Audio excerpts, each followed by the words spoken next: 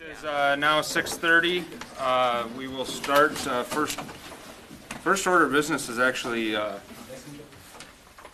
now it's John changed the agenda. So the first order of business is call to order or roll call. John, what's the procedure for this? Start on one end, go down the. Sarah Van Asten here. Darren Brown here. Peter Demuth here. Paul Crosland present. Nick Preisler here. Tori Neinhardt here. Well, Tori staff, John Seavald, Community Development Director. Jason Quisberg, City Engineer. Dennis Fisher, Mayor. All right. Next order of business is the Pledge of Allegiance. Pledge allegiance to the flag of the United States of America and to the republic for which it stands, one nation, under God, indivisible, with liberty and justice for all. All right. You'll notice the third order of business. I don't plan on reading this every week, but I don't think, unless I should. You can summarize it. I guess the role of the Planning Commission. The Planning Commission consists of 5 residents appointed by City Council, the Commission administrators, the comprehensive plan, zoning, and subdivision regulations.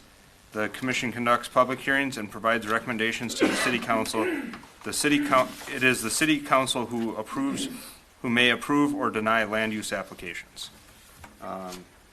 Next order of business would be the approval of the agenda. Motion to approve. I'll second. I have a motion from Nick and a second from Paul. All those in favor? Aye. Aye. Motion passes 5-0. Next order of business is the consent agenda.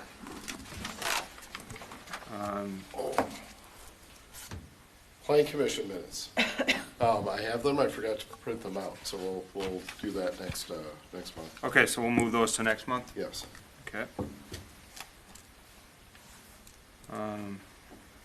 Anything else on consent agenda? Doesn't appear like it, so I guess we don't have to vote on that.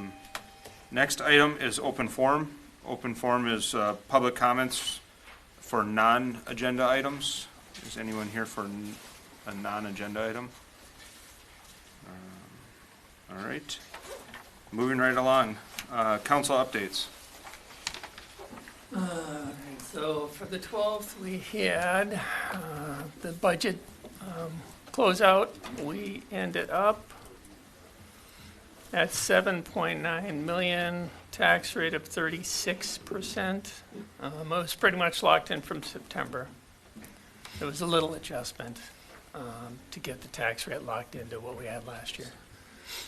And then the Opus development, that one pretty much is what you guys had seen. I don't think we had any changes there. Same with the accessory building, CUP.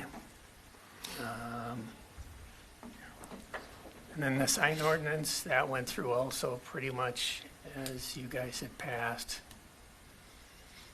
And that's it. And then the next meeting, the 26th, was just to pay the bills. So it was a quick meeting. There was one other item on there, but that was it. So that's it. All right. Moving right along, public hearings. First one is concept plan for 17400 and 17420 113th Avenue. All right, thank you, Mr. Chair and members of the commission. Tonight we have, if this will work, there we go. We have a concept plan for 17400 113th Avenue. Dayton Properties is requesting review comments on a concept plan for future industrial building located at 14700 113th Avenue. Along with this, constructing a road between this parcel and the adjoining parcel at 17270 113th Avenue to help facilitate the future expansion of CASAD 81 and Dayton Parkway. The concept plan under review is dated November 1st, 2023, and consists of a single 40-foot by 200-foot, 8,000 square foot building with leased warehouse space and an office. The proposed building is to be a speculative building and does not currently have tenants identified. The building is anticipated to have 3 bays, house possibly 3 separate tenants, and the applicant would use the space as a warehouse or storage. There is a 27-foot by 40-foot office space that is planned for in front of the building as well. The land use, the master plan future land use, the expansion of Dayton Parkway is part of the master plan. With the expansion of Casad 81 and the connection from Dayton Parkway and 113th Avenue, that more than likely may be eliminated or possibly just a write-in. So the applicant is working with our city engineer on proposing to put a road through 14700 113th and the adjoining property at 17270 to provide the businesses along 113th a way in and out onto Dayton Parkway. This is a picture of the engineered design. There was 2 proposals on how that we could connect 113th to the north to Dayton Parkway. The applicant is looking for the one that's the farthest on the right, which is between the 17400 and the 14720, I believe it is. Here's a part of their concept plan that shows a building in the parking lot. There is a building that's on there right now that would be removed. The sewer is currently to the southeast and the city water is to the northwest. The expansion of city services is proposed in 2025. Here's kind of an overlay of the engineer's drawing of the road over the space. This is the proposed new building, again with 3 separate bays and an office space with bathrooms. With the expansion of 113th Avenue to the north and a 60-foot right-of-way that would be required, the applicant will require a variance along with this for the minimum, to meet the minimum lot width is 150 square feet, or excuse me, 150 feet, and right now they're at 114.3. The plan that they're proposing would also require a variance for the side yard setback, which is a minimum of 15 feet and they're at 10 feet. However, staff feels that the building could possibly be moved over to the east and they wouldn't need that second variance. Is there any questions for staff? Otherwise, the applicant's architect is here in the audience. I just have 2 questions. I think there's points of clarification, but in the packet it mentioned that it was guided mixed use. This is guided business park. There's been some debate in the past, Tori, about how appropriate this is for business park, but Okay. business park is generally more office orientated, and it's kind of the opposite of the character that is there today, so I don't know if that's right or wrong, but that's what our comp plan says. Secondly, I know you mentioned that there's a small area plan in this area. It was never created, so we don't really have a good guiding mechanism to say how roads should lay out. And I guess the last question I'd have for staff is, have you looked at how you're going to serve the area to the north of here with that roundabout? If that road comes like this, how are we going to serve the area to the north of here? So if you go back to the comp plan, you were just there, is if that road comes through like that, we still have this big blob of land that's currently guided commercial and business park that somehow we got to connect to. So I know we got to service the properties on 113th, but how are we going to service those properties to the north? Because it seems natural that it'd come off this roundabout.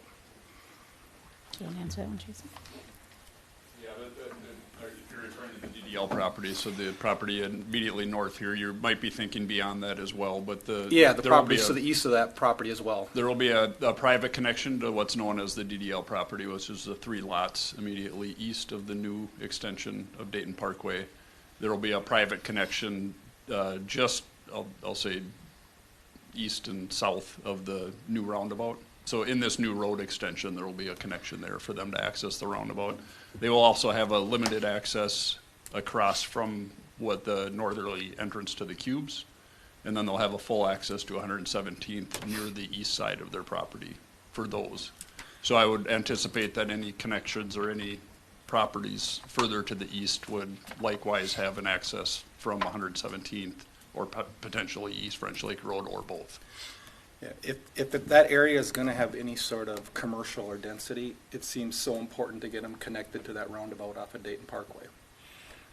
Not 117, I mean, it's not wrong to have a connection on 117 too, but, and that's back to an earlier discussion we tried our head of staff of focusing on this area, because it really needs to be focused on with land uses, because decisions like this are gonna be difficult to make if we don't believe in the land uses or know what's going on there.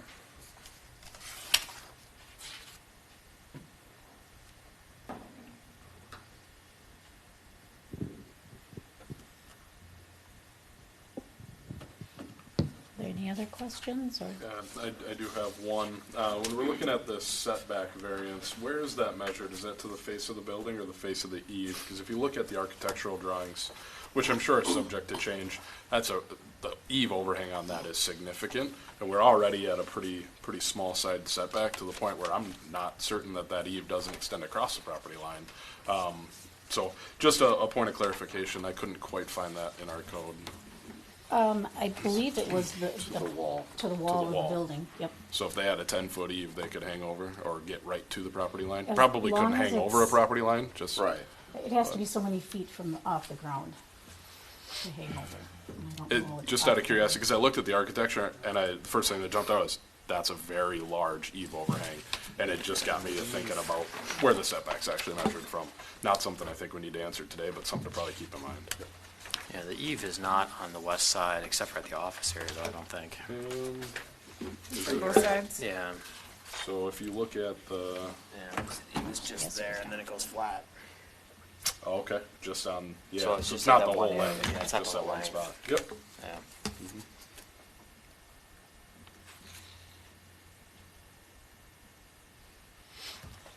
So potentially correctable is what you're saying, just from an architectural Yeah. standpoint. But Yeah. just something that jumped out at me Yeah. from that standpoint. And then Jason, question for you, for when connected to city services in 2025, is sewer and water, I imagine that's gonna come off of 113th and then individual stubs off of 113th? We wouldn't necessarily run utilities up this new road that's being built, correct? The sewer will for sure. Go to up the that north. road? That's actually the trunk sewer. Okay. So right now it's on the southeast corner of the southeasternmost property on 113th. Okay, That will actually extend all the way north to 117th and then service the area north of 117th as well.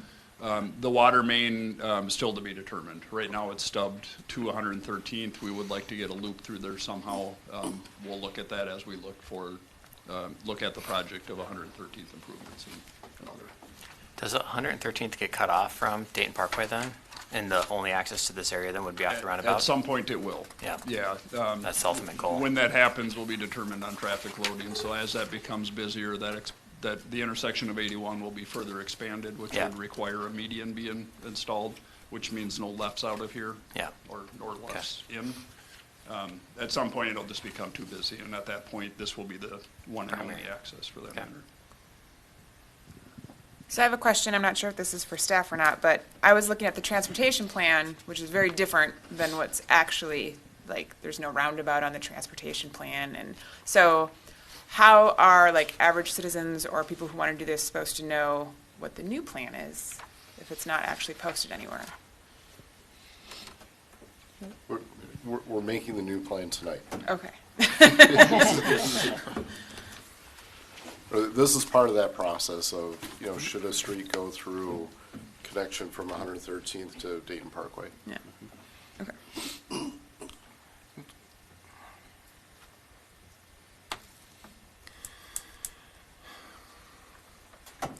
Yeah, I just, echo before the applicant comes up here, but, this street proposal, is that staff-driven, or did the applicant come in and request something first, and then we requested the street, or? We requested the street.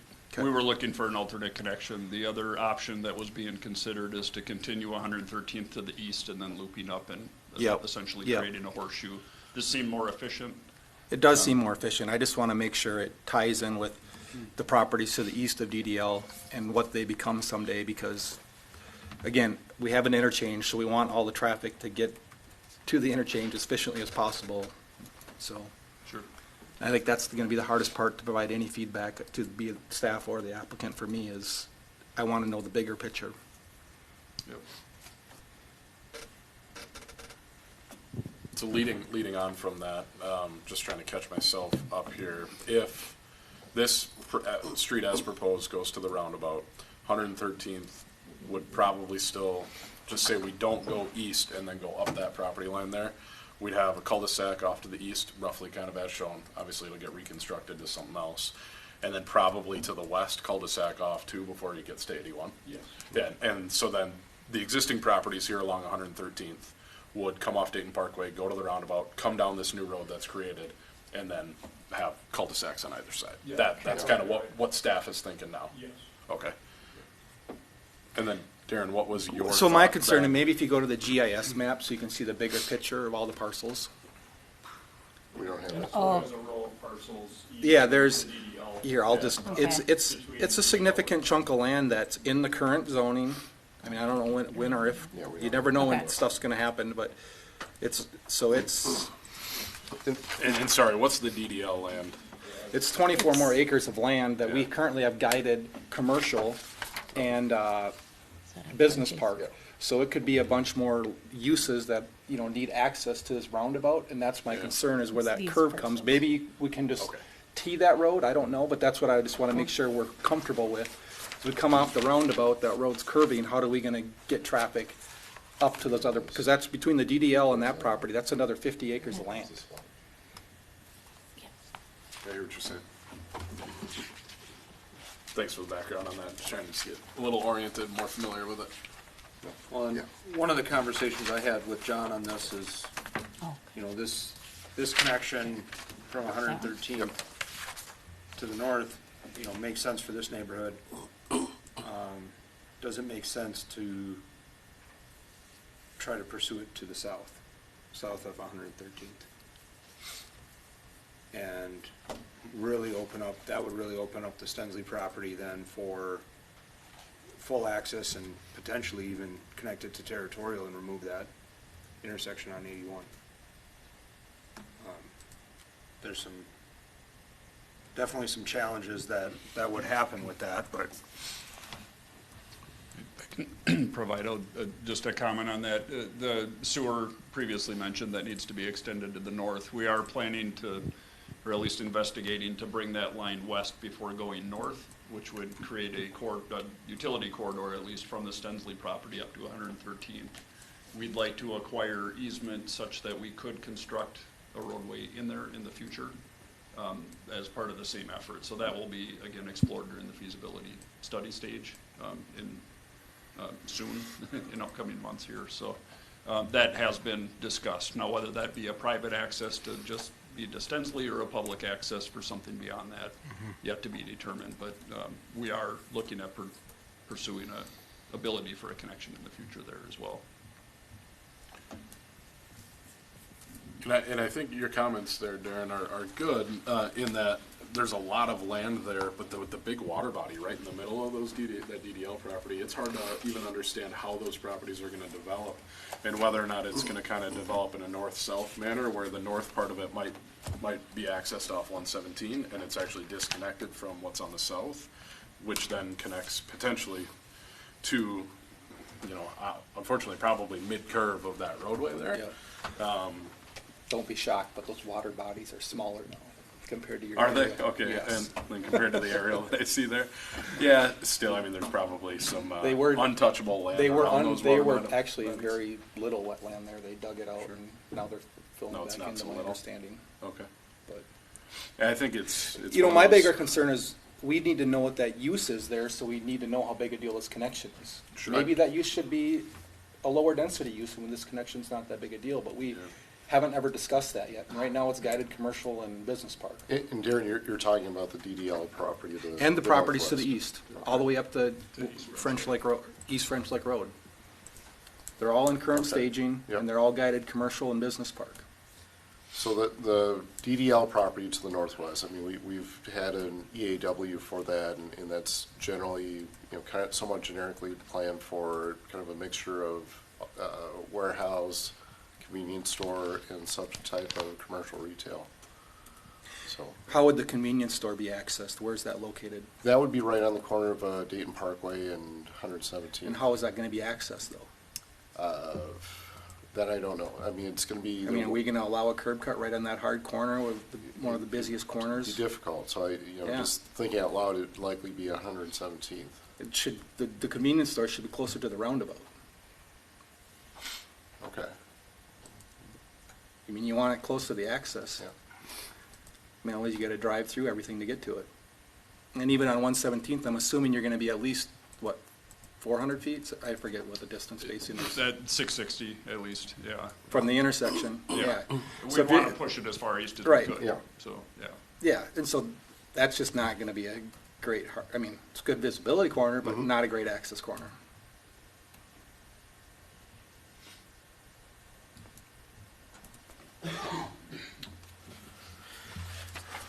All right. This is a public hearing, so I'm going to open the public hearing at 6:50. Is the applicant here and would like to come forward first?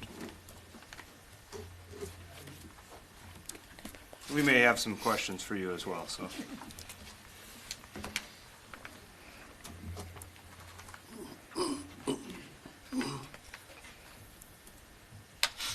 Being on the other side.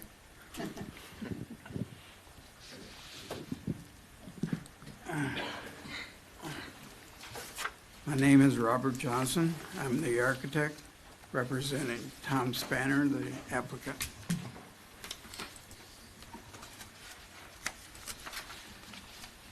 The fact that we looked at both the schemes that Jason, John, and Tori had presented, and we preferred the roadway to be, the right-of-way to be on the east side of the property. Because Tom also owns the property to the west of this property, and he wanted to have the least effect on that property so that we wouldn't have to concern anything. One of the things you will notice that we did do a progression on that phase prior to 2025 or whenever the road would go in. So we did do a temporary road on that right-of-way, which effectively, before the road gets put in, the right-of-way is just open for access. That way we have access still off 113th. And there is a dotted portion where the existing septic system is to the southeast corner of the property. And there is a position shown where the existing, well, there would be a new well put in at this point because the old well, the motor is not big enough for the building, so we were anticipating put a new well in.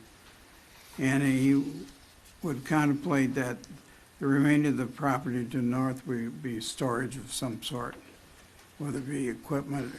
And so the court, with the zoning and the possible uses in the building, the rentals would, each of the property would have a bathroom access for their own rental.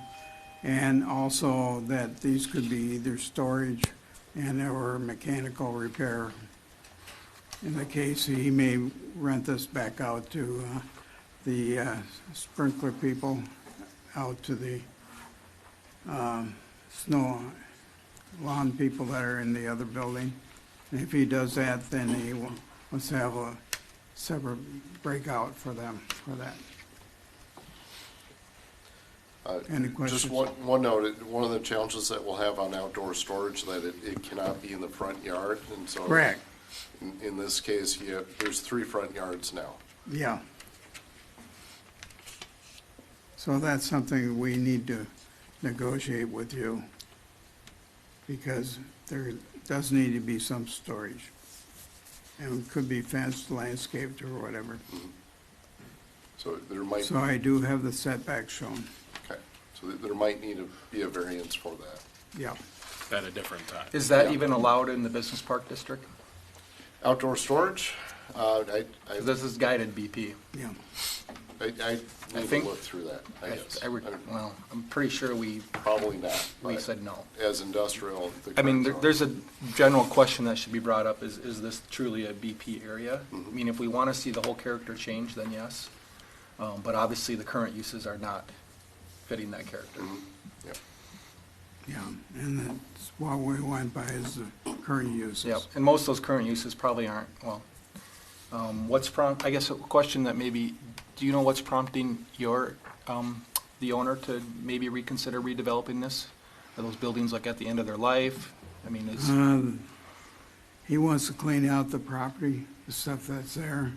He wants to put a new building in because he's gonna be semi-retired. And he wants to keep the office space probably for his own purpose. okay. So he develops a home place for him.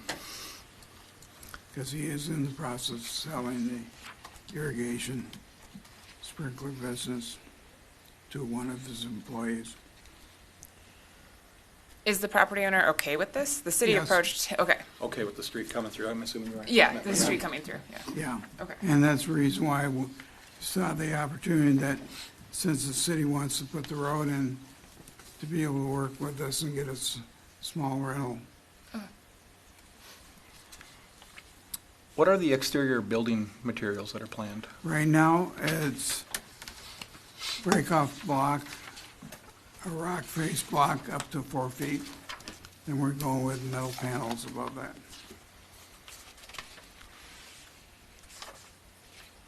And we've got basically a flat roof that we want to pitch that to the west.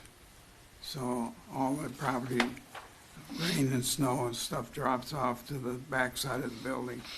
So we don't, and the reason for the overhang was that if he has people with trucks and vans and stuff that come over and that, we don't want the ice to form in front of the doorways. Is the whole office end of it split face rock then, or block? The office area? Yeah, Is it that's split what face? Because it we're looks like trying that goes to- all the way yeah. up there. Yes. Trying to stay with the city plans for finishes. Is there any planned parking for in case there are different tenants in those Bay 2 and Bay 3, do they have any parking?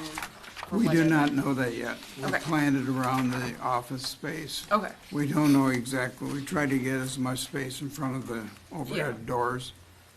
Try to get them wide enough and everything so they can get various size trucks in there or equipment.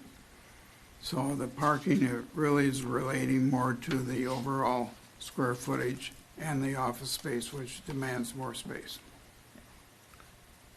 And handicap parking also.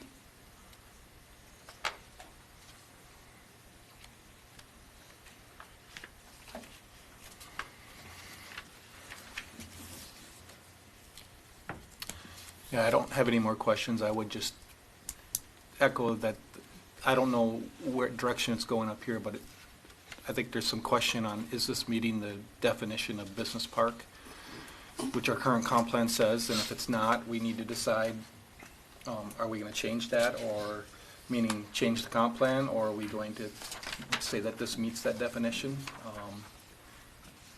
It's kind of broadly defined, but I don't think it meets the original intention when this Right. plan was made in 2016. We need to know what your decision Yep. is, so we know Yep. which direction we're going. Yep. Tom's fairly flexible, so. Any other questions for the applicant? No. All right, thank you. Thank you. This is a public hearing, so if there's anyone else here who would like to speak on this particular one,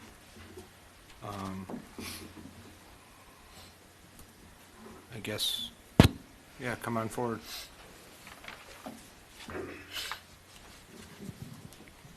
This is about the street. Yeah, name and address would be, My name's Greg Dean. I'm at 1170113th, right on the end there. So the original street with the cul-de-sac, what was the intention on going all the way through? To where? The- East French? The original plan, Yeah. Jason, maybe you should, Well, there's been different concepts. There has been a concept shown that the cul-de-sac would be removed and it would be extended east all the way to East French Lake Road. That does exist. We've been looking more at getting users from 113th to Dayton Parkway quicker. So either going north, it would be just east of your property, going north and then cutting back to the west, again, essentially creating sort of a horseshoe, if you will, to get back to that cul-de-sac. And then when this opportunity came along, when Mr. Spanier was looking at redeveloping, we found a shortcut, if you will. Yeah, to get to the roundabout. To get to the roundabout. To there. Yep.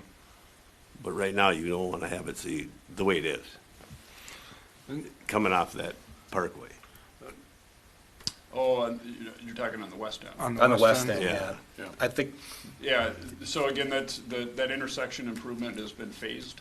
So the Parkway extension was constructed as it is. That's extended, Yeah, sorry, right. planned to be expanded in the future.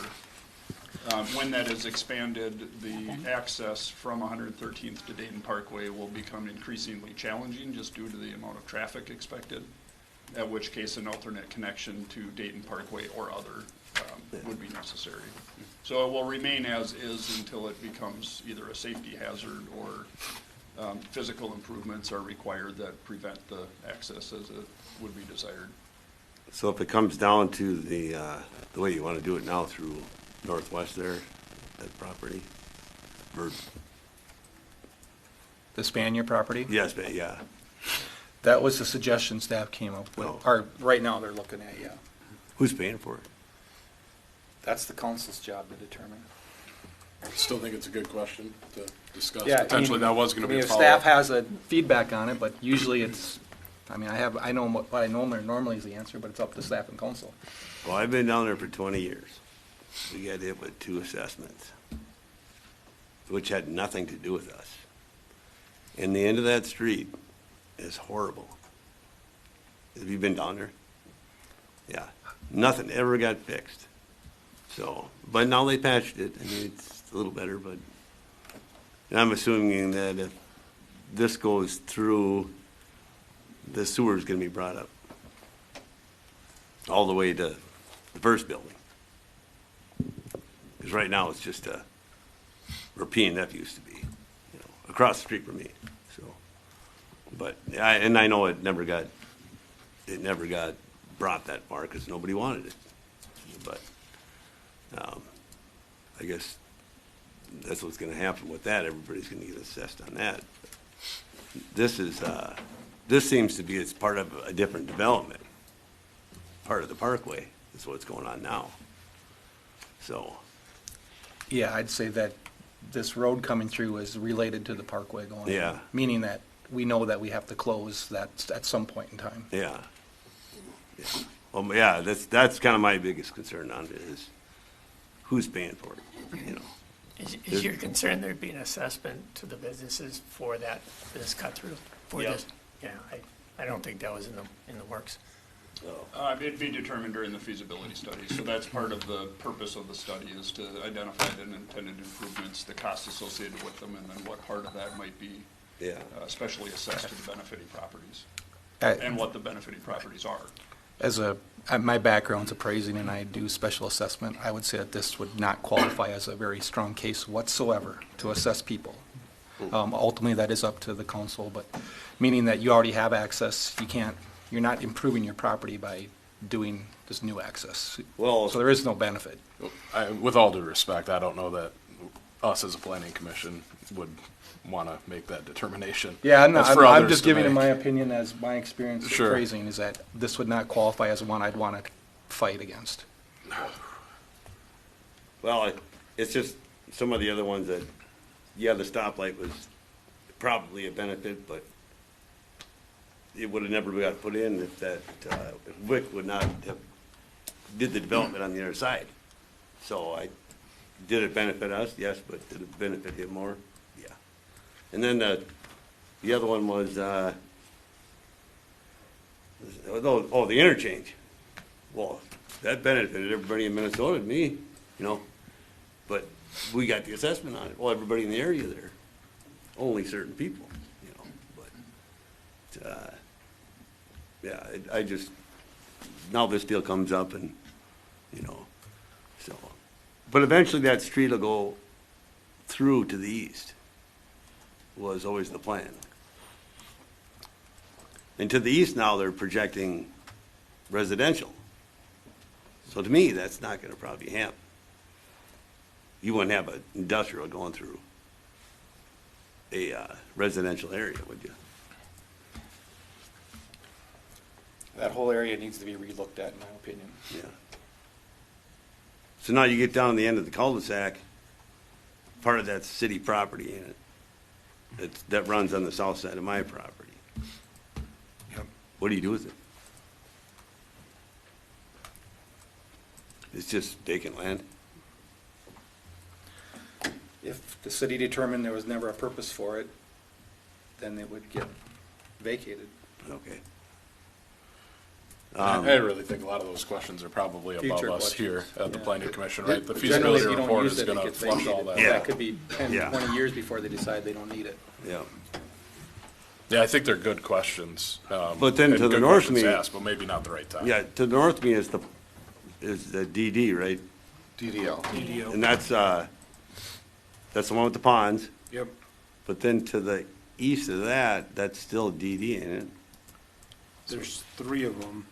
Okay, There's 3 parcels north of you that are DDL. yeah. And then there's the. But is every parcel industrial or commercial or? It's a mix. So the south end of the DDL would be industrial, like industrial warehouse. The northwest corner would be a convenience store, and then the northeast area, some type of mix of commercial retail. Oh, okay. Then now you're over to East French, Lake Road. Yes. Yeah, okay. And then I know the Parkway is supposed to snake through there, So somehow, yeah. yeah, somehow, yeah, so. All right, well, I just, thought I'd stop by and see if, You raised fair points. yeah. And, yeah, I guess I didn't realize how this was gonna get paid for, so that was it. Well, and I think that question is a little bit different. I think the question that you were asking was in the larger scope of how 113th and all that will be paid for. And I don't want to speak for staff, but I'm sure those decisions haven't been flushed out yet. Got to get into the feasibility report process for that. My affirmation that I intended was this road that's particularly going through the subject parcel. Right, that's what's before us right now. Yeah. How, that land is getting dedicated back to the city. I would imagine the applicant's not doing that out of the kindness of their heart. But if they are, There's it'd be an good for us. appraisal in process right now. Right, so an appraisal process for that too, and, we have a willing landowner that's, willing to make a connection to, our future backbone of our transportation system here. I think that's something to consider. And not diminishing your thoughts at all, Darren, on it, in looking at the larger picture and how we're going to serve it. But, knowing, as you know, developers and whatnot, you give them something to work from, they will find something that fits it, right? Especially with a transportation backbone through there. So you did look at going to the end of that street and going north? That was never, I don't know. That was in one of the earlier plans I remember seeing. And I would say the way it's platted, it's shown that. yeah, no, and I always knew that. Yeah. But then I just thought, well, I mean, it really doesn't matter to me any, but, And there is a bunch of wetlands in that area too, so, it does make a lot of sense to cut through, especially if we can figure out how to tie in to the northeast. yeah, there's a couple of wet pieces there, yeah, you're right, so. All right, I guess let's see what happens next. Thank you. Yeah.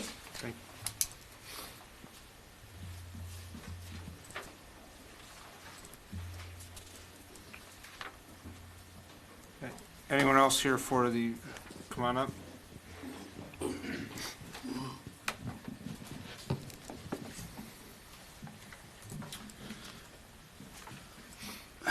Hi, my name's Ron Gardis. I'm with Twin Cities Transport and Recovery, the towing service right on 113th. before us. It probably says on your map, North Suburban Towing. I think North Suburban was there in the 90s or late 80s maybe, something of that nature. I'm also kind of curious, I don't know, concerned is the right word, on the 113th and the Dayton Parkway. So far it's been great. Obviously, if there's going to be more traffic, it makes sense to do something there. We run an emergency service, obviously. We service the police departments, fire departments, so on and so forth, county. So even coming off of Dayton Parkway, if there was a right there, I think that'd be fantastic. If that was at the very, very least. Obviously, taking a left from 113th to Dayton Parkway to get onto the freeway is way faster for me. In my position, a matter of minutes makes a big difference. So that'd be great, but I understand, obviously, more traffic patterns and so on and so forth. Talking about that road going south, that would obviously cut right through my property, so I'd have questions, comments, concerns going forward with that if that was ever conversation or issue, or when you guys were saying that it might go south to 81 there. So I won't take up any more time, but I would also have, like I said, concerns if 113th and Dayton Parkway is completely closed off. So I won't take up any more time. Thank you. Yep.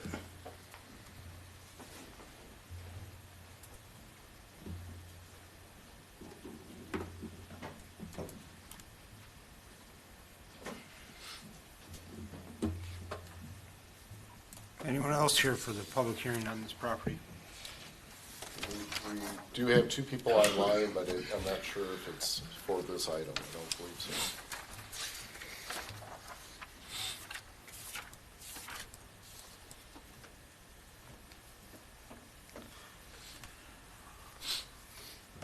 All right, if you're online, let John know. Otherwise, we will close the public hearing at 7:12. Discussion. Is this an action item? No. It's Concept just plan. discussion for concept plan. Anything else to add on the Yeah. concept plan? The one thing I was going to point out, I think in talking through this, we talked, there was the variance setbacks, I think, and the lot width being one, the other one,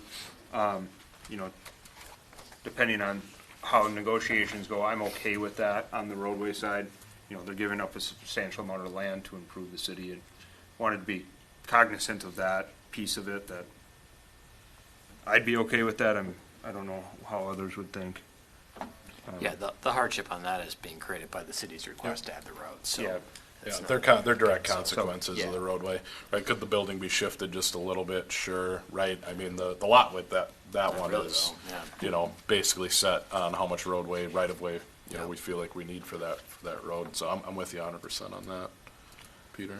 Yeah, I figured we'd definitely point out positives here as well, so. Well, and to continue with that, Yeah. if you're concluded, I think to point out the positives, I think there are some, legitimate concerns for, how does this change the way other things might go? But, from a positive standpoint, we've got a landowner that, is willing to work with us to create a connection into this future roundabout that's already been planned. I think it makes a pretty reasonable connection to it. And there very likely is going to be a time with traffic growth in this area where 113th at 81 becomes a very difficult intersection, to where it may, to your point, sir, it may be quicker to get into that roundabout and then get to that intersection at 81 and Dayton Parkway there. So, and a lot of that is traffic driven, and nobody can put a timetable on that. But I think the positive to this concept plan is it potentially offers an opportunity to get that utility corridor through there, it sounds like, and find a way to get a future way to serve 113th if and when the transportation system breaks down to the point that 113th doesn't operate properly at 81 anymore.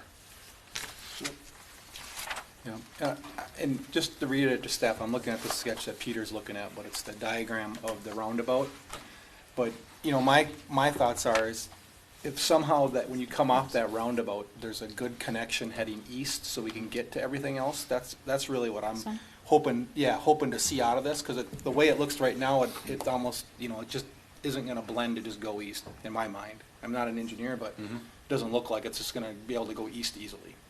Yeah, I mean, It it could be almost- tough. It almost needs to be a T? T there. So that- are you speaking of like accessing the DDL property or going I'm- all the way east to the? Whether it stops at the DDL or goes all the way east is really gonna depend on the land uses in that area, Yeah. which we need to discuss. We can't just let it keep going, and especially that we know that Dayton Parkway shifted and how much is gonna be what, and, Darren, are you referring to right here? yeah, it just, You're saying kind of round it here and then hit a T to come down. correct, that'd be Yep. something like that. I just wanna make sure we don't hurt ourselves, because servicing the east, because this roundabout is gonna service a lot of, well, close to 50 acres of land to get to the freeway. And so if we decide that that's all gonna become business park or light industrial, we haven't had that discussion yet. You know, that's important. If it all becomes low-density residential and gets accessed off of East Frenchlick Road, it's a moot point. But we haven't had that discussion yet, and it's not guided that. And I do think that we should consider re-guiding this from business park. That's my opinion. I'd be comfortable with it being light industrial or industrial, kind of matching the character of the neighborhood, but that's just my opinion. I personally think that the building that's proposed doesn't really match the intentions of business park.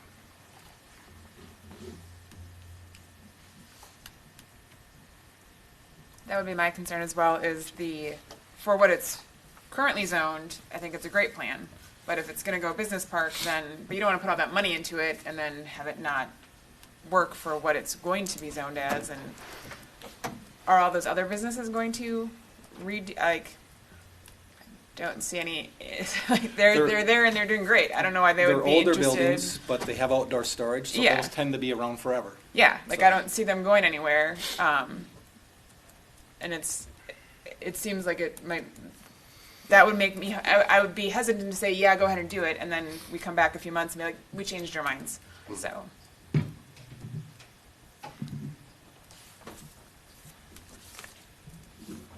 I guess, yeah, the other question on the blue line drawn there, that cuts right through the DDL property. And are we in conversations with them as well? Because that's a whole nother can of worms if we can't get them to agree. Sure. So I would suspect the DDL project is going to happen soon, or plans would be submitted soon. Yeah, the EAW is complete. They're well. We've had many conversations with them, and we've even explored the road continuing to the east as well. So that's Okay. not off the table. I'll say they greatly prefer this one rather than That's extending good the to road know. east. This what we're seeing here. Yes. DDL greatly prefers what we're looking at. Very much so. Yes. Okay. Yep. As would be expected, because there's no right-of-way dedication the length of the property. Right. They were planning to access off of here too? Yes. Yep. And then from a, Because it's 50 acres, I just think that we need to be thinking bigger picture than just Sure. DDL, Yeah, that makes sense. with the private drive anyway. from a transportation perspective, if that property, DDL property, were to access, somewhere mid-curve right there with a driveway, I don't know, it looks to be like 400-ish feet, right? This is going to be a city street. Typical access restrictions on the county would be 660, right? We're at 400 for a city street. That's probably a reasonable distance away from that roundabout. For the driveway, Yeah, that it probably works, in my opinion. Yeah, the hard part is just the driveway to serve 20, well, and then plus another 20, so it's over 50 acres. It's Yeah. almost like we need a street.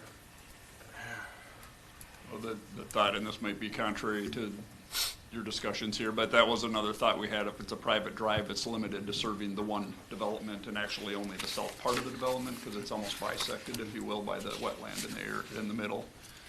Therefore lowering the traffic, and then having 113th being limited to what it is with no other connections or alternate means. It's the defined number of traffic as well. So permanently limited to some extent, if you will, as where it's a through street, now it draws more regional traffic with a less than desirable spacing. So, maybe another option is, despite the wetland, the 113th is looked at as the extension in the future as well.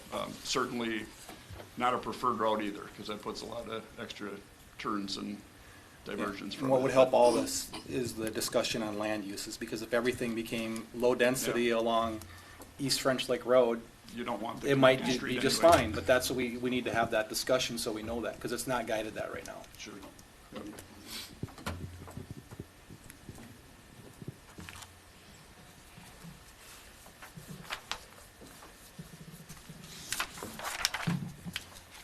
One of the other questions was the variance for outdoor storage. Possible variance for outdoor storage, depending What? on zoning? It sounds like they're going to need a variance, and as the commission discussed, it could be justified that the practical difficulty in this case is caused by the city's extension of the street. With 3 front yards essentially Right, so being you're reduced. going from 1 front yard down to 3 front yards. Yeah. And to make that easier, we got to get it out of BP into industrial, because BP doesn't allow outdoor storage. Which is a very good point.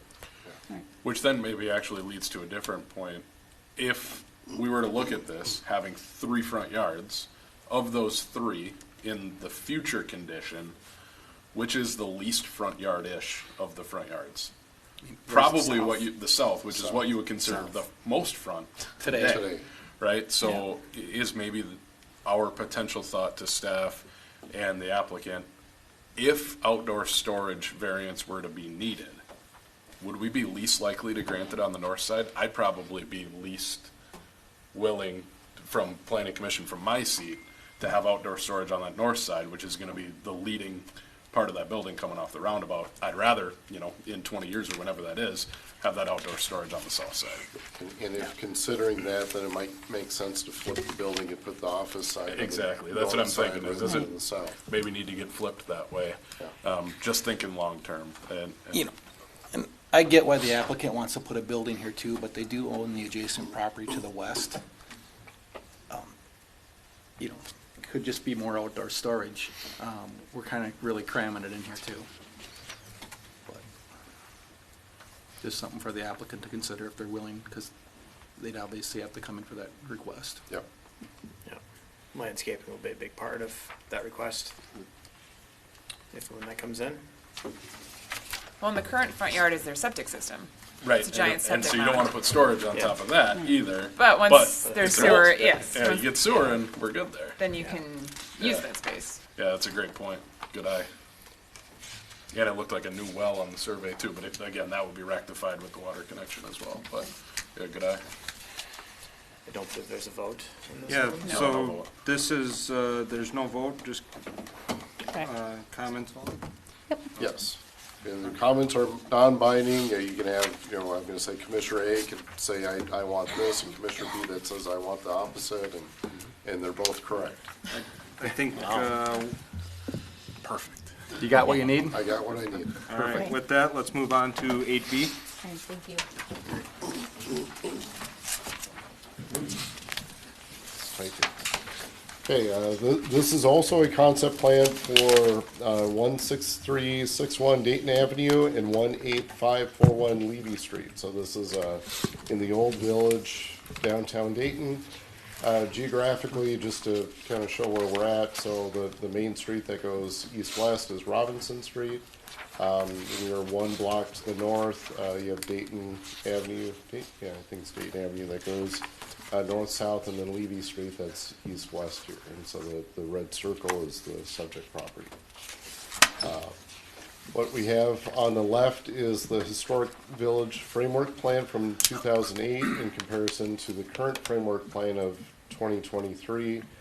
The 2008 plan was extensively discussed in the 2030 comprehensive plan. In the 2040 plan, it was kind of noted that we need to take another look at this. And so that the answer to take another look at it is the image on the right. So as it's specific to this property, in 2008, there was kind of an intention of having a larger, I'm going to call it an apartment building on the west side, but then on this property, it was guided for townhomes.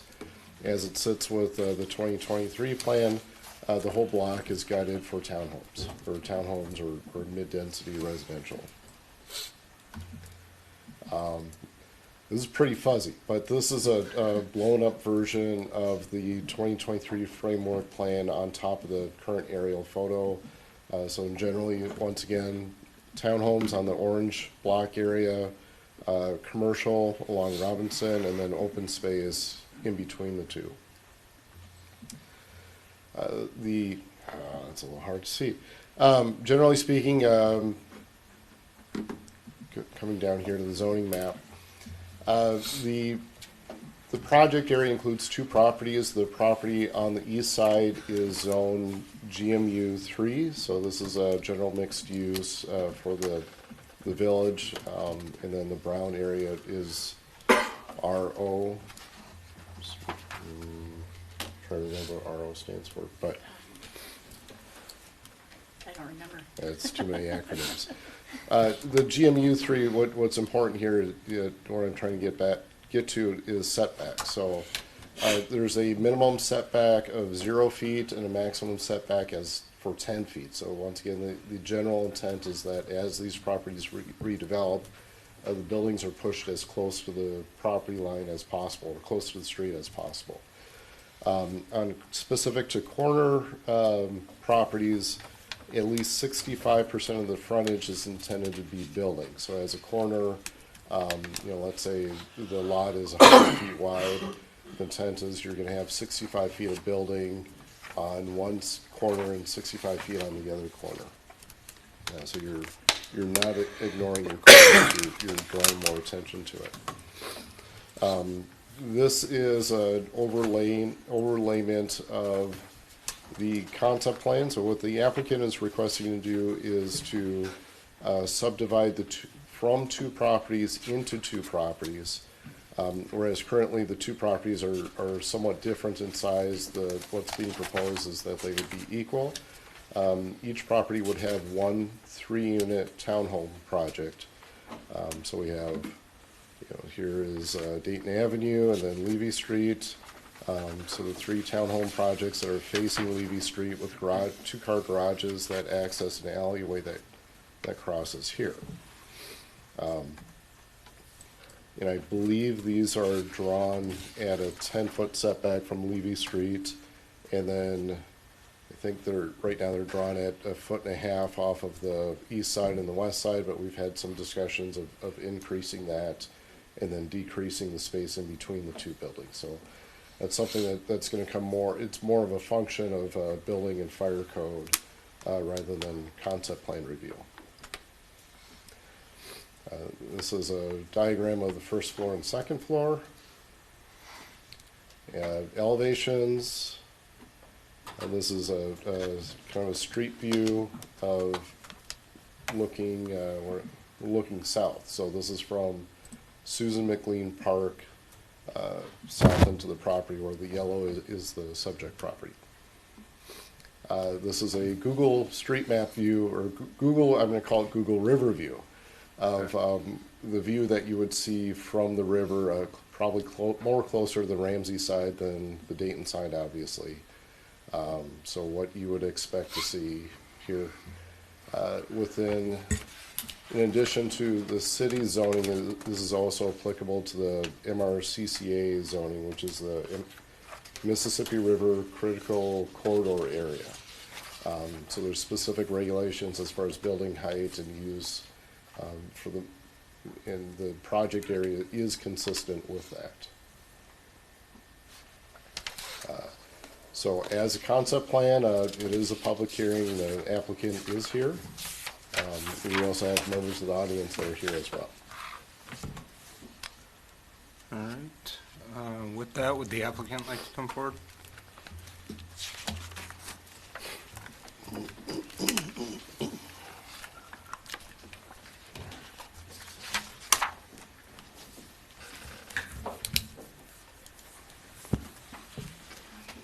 Well, thank you for having us here. My name is Lucero. I am the owner of Riverview Villas, and I have my contractor here, so we're here for your feedback. And welcome that. Eric Lucero, and partner with my wife on this project.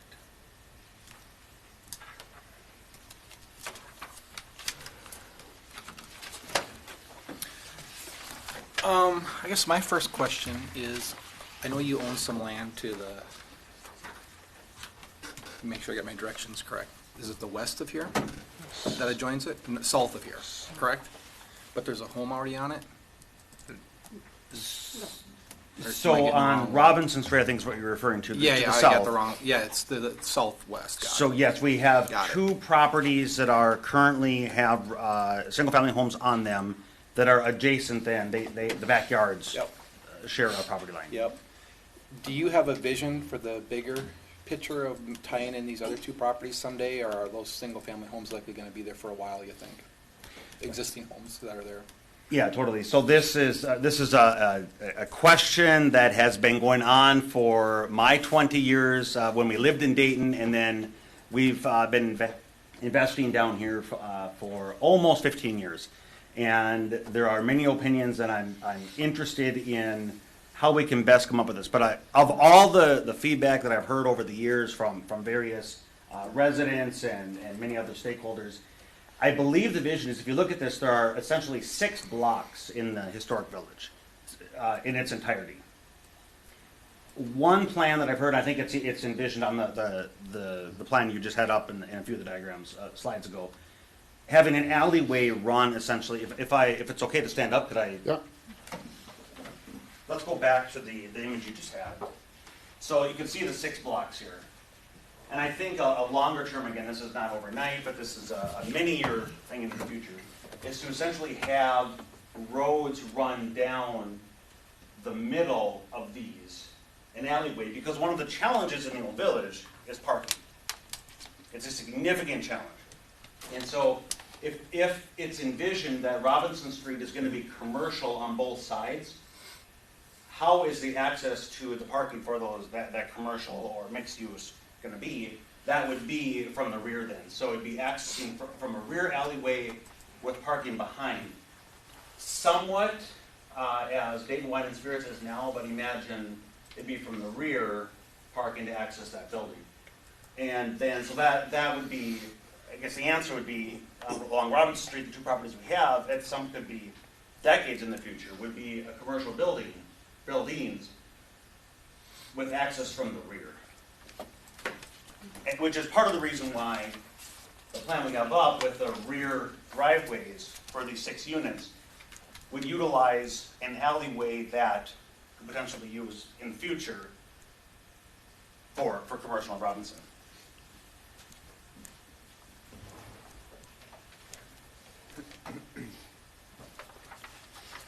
If your driveway became an alley in the future, I'm thinking, this is maybe staff or other people, but would you somehow then try dedicate that to, I guess my point being is, if you had an HOA controlling all this would all be solved, but you don't yet. Or there's just a lot of the property owners involved. So how do we incorporate that all together in a plan if we're trying to do something like that? And I've been mulling that over as well. And I guess what I would envision is the current driveways, what I propose or envision is the standard right now minimum is 20 for a vehicle in residential. Then having the east-west, like it's shown here, let's say roughly 12 to 16 feet wide, which maximizes the green space on the south end of the lot. So in the future with an alleyway, I guess what I would envision would be let's say an alleyway would be 16, doing away with this or leaving this, but not having the driveway for this residential become the alleyway, but instead allow for some kind of an easement in the scenario of 16-foot wide alleyway having 8 feet here and then 8 feet on this side. So whereas my wife and I, we have these properties right here, we don't have this one. Okay. With just 6 units, would you plan to put an HOA in place? Well, it depends on what, that really is going to be market conditions. A lot of this is market condition driven in terms of, would we own so what happens in, And I'm just saying an HOA just for these 6 units. yeah, correct. To be There's some- determined, don't know yet. Okay. Don't know. Would you be opposed to having that easement put into place right off the bat, not knowing if it's ever gonna go in? I'd be open to the discussion for sure. I think it becomes a challenge to try to dedicate an easement because then, if that's never used, or because it would be really for half of a potential future alleyway, when the body changes and if plans change in the future, I really would hate to give an easement unless we know the full circumstances. But again, I'm open to the conversation for sure. I know we get a lot of times up here, we'll get properties that, just like the last one, where we don't quite know the full vision, but we know part of it, and so it seems to make sense to include the part that we know, or the willing participant right now. And, you know, obviously, if development doesn't occur the way that it was envisioned, it would be changed. So that'd be one of my recommendations to staff, is to look at that a little bit more and consider it. So currently, this is a concept plan. The next step is to plat the property, and so that would be the trigger to require, whether it's a requirement or not for an alleyway easement. So I'm thinking what that would be is, it'd be an 8-foot easement for the alleyway, and then I think it'd be a 5-foot utility easement on top of that. We would have to look at Yeah. configuration. And the city would be responsible for maintaining that alley? The city would be responsible for maintaining the alley in all Also likelihood, to or be not determined. necessarily? So we've talked about different methods for providing utility services to it as well. If we're cutting multiple holes in the street and serving from the front, or putting a single lateral in the back, presumably under what would be a shared driveway or an alleyway, either way. All yet to be discussed. Yeah. The challenge obviously is the framework plan envisions whole block developments, and here we are. The other question I had related to easements, and there are 2 parcels right now. This is showing them as 2 parcels versus 1. Now we gotta have a cross-access easement for the 1 parcel. Well, they'd probably replat it, and Well, that's not what John had said. So this would be platted as 2 lots, and so yes, the western lot would have a cross-access easement to have access to the Dayton Avenue across, say, lot west across the east lot. so it'd be one way to view it, it's just a triplex on each property, and Yep. you probably wouldn't have an HOA, which, that's why my question was, usually with 6 units, you just don't see them, but, I mean, they're expensive to put in place. I have a question about the surface parking. So you mentioned there's 2 garage stalls and 2 surface stalls. Where would the surface stalls be in relation to this? Well, for the owners, I guess the vision would be the driveway itself, 2 cars Okay. each. Okay. Per driveway. For visitors, that's the challenge in the historic village, is parking. I certainly could encroach more. Again, the objective when we were designing this was to maximize the green space on the south end, to allow for maximum flexibility in the future. But could that be encroached more for parking, or would it be, there's significant frontage, and there's approximately 145 feet and 150-ish feet along the curb for visitors to park. Okay. Yeah, to meet any aspect of this vision, we want the buildings up against the street, right? That's the concept. I think you meet the corner, because your building's about 65 by 65, right? So you meet the corner requirements for building frontage. I agree with trying to push them up and leave as much flexibility on the south side. I think that's a good thing, whether it becomes an alley or it just becomes some green space or, place for kids to play that live in these homes. I think to help with just the concept of what we're trying to do here, could that east facade of the one on the corner be dressed up a little bit differently than the rest, and maybe a couple extra windows in the bedrooms? Doesn't look like the bedrooms upstairs have any windows facing that direction. They're corner rooms. maybe that would help a little bit too, just to make that corner unit look a little bit more addressing the street.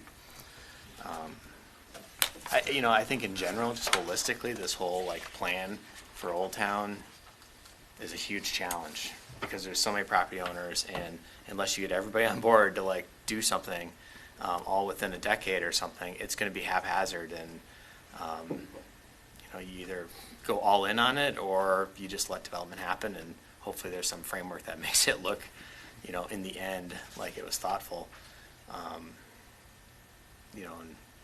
there's not a lot of historic buildings to start with in this area, so. Yeah, and we're very sensitive to that and have been sensitive because there is the vision of those who want something over the span of the next 20 to 40 years. Then there's those that currently live there and they want to enjoy their quality of life now. Yeah. And it's trying to balance that. Yeah. And all these different thoughts, all very legitimate. And that's what we're trying to come up with here, is something that maximizes everything. Trying to pull the trigger now in a small slice, yet allowing for that to fit into a larger puzzle in the decades to come. And then again, not hindering at all in anybody's current enjoyment and quality of life. And these will be pretty good-sized buildings compared to what's around it currently. So. Yeah, so these are, the two end units would be 4 bedrooms each, and the middle unit, because you have to have a window, and you can't have a side window, obviously, in the middle unit, so that's 3 bedrooms. Yep. And so I think, if I remember correctly, it's roughly 1,900-ish square feet, just shy of 2,000 square feet per unit. And yeah, that's significantly larger than much of the historic village. Yeah. Yeah. When I look at this historic village framework plan, I always look at plans like this as, they're kind of a guiding document. They give you an idea of what the area could look like.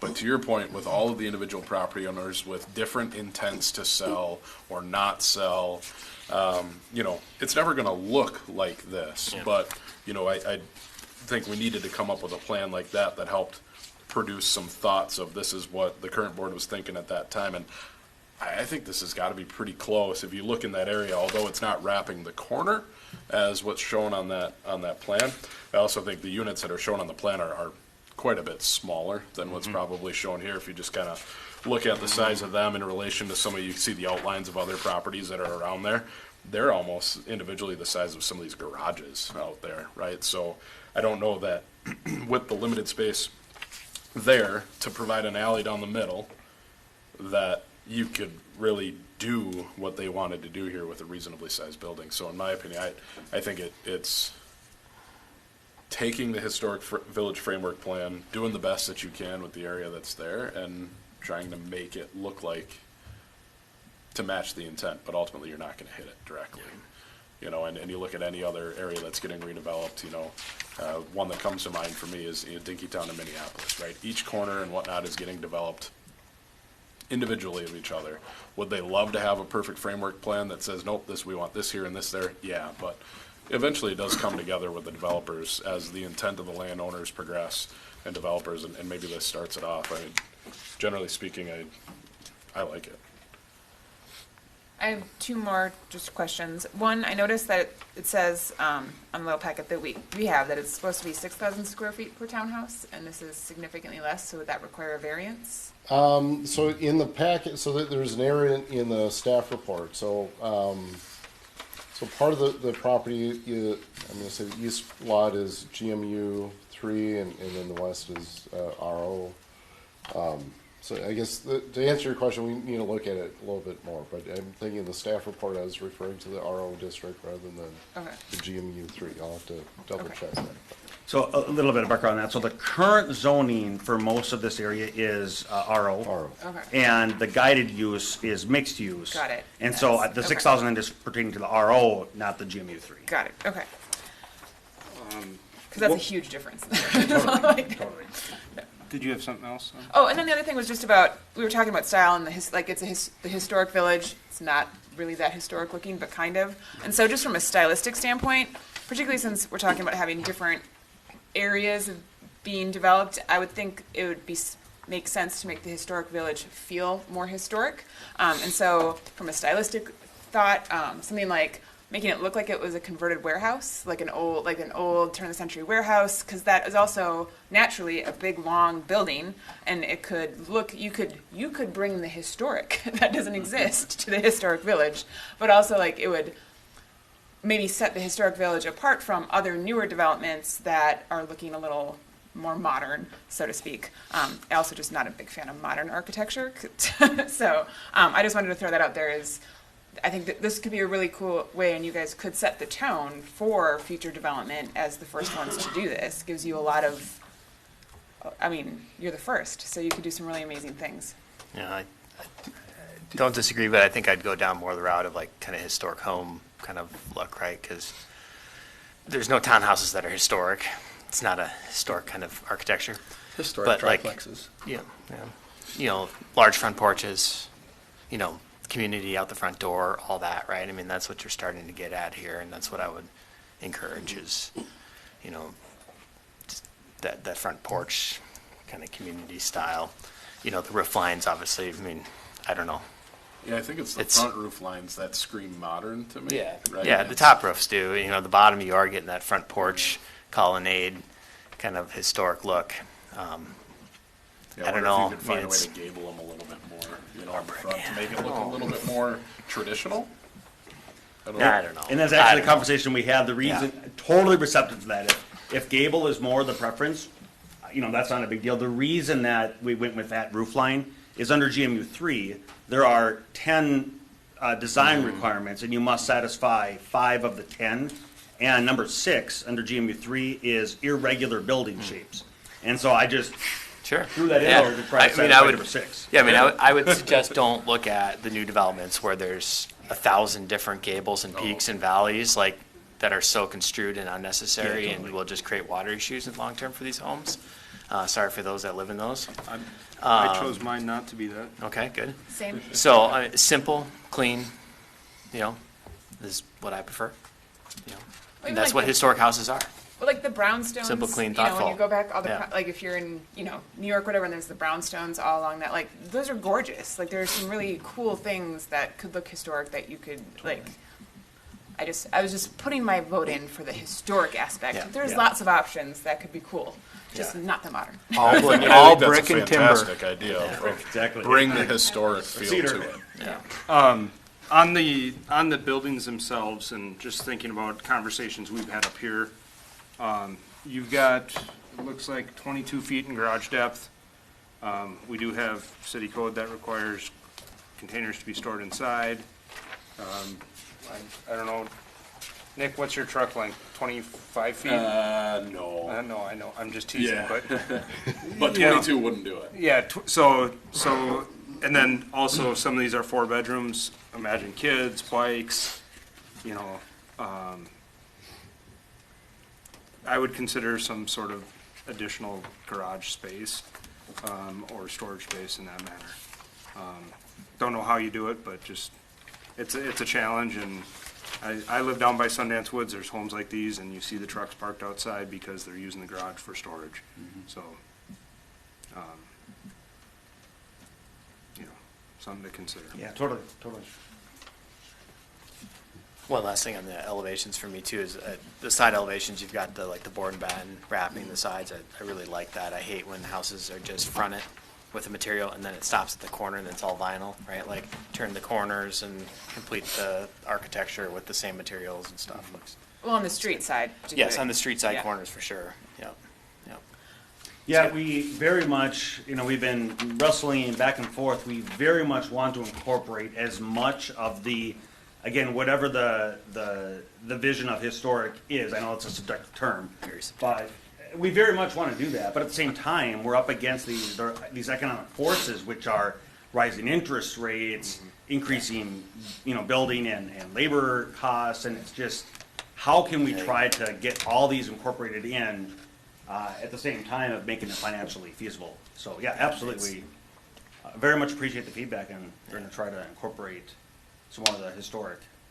There's just not a lot to hang your hat on with regards to what this village is historically, other than a couple brick buildings. So, kind of set the tone, I guess. I would have one other just piece, as someone who loved my townhome and only left it because I couldn't bring my horse to Golden Valley. They had some issues with that, so I came to Dayton. And I loved my townhome. But one of the cool things was there were several options, and as the people who were first there, like, it's like, here are your 4 floor plan options, which one fits best for you, was a real draw. And there's a lot more people who don't necessarily want kids or a big family, but rent is expensive, mortgages are expensive, and so you have a lot more people living with friends. So have you considered having a 2-master situation, so that instead of having four bedrooms with one kind of owner suite, having 2 owner suite as an option, so that there could be, and maybe not build them all that way, but have one like that for those people who aren't necessarily looking for kids, but to like have a roommate and you both want your own separate space to get cost of living down.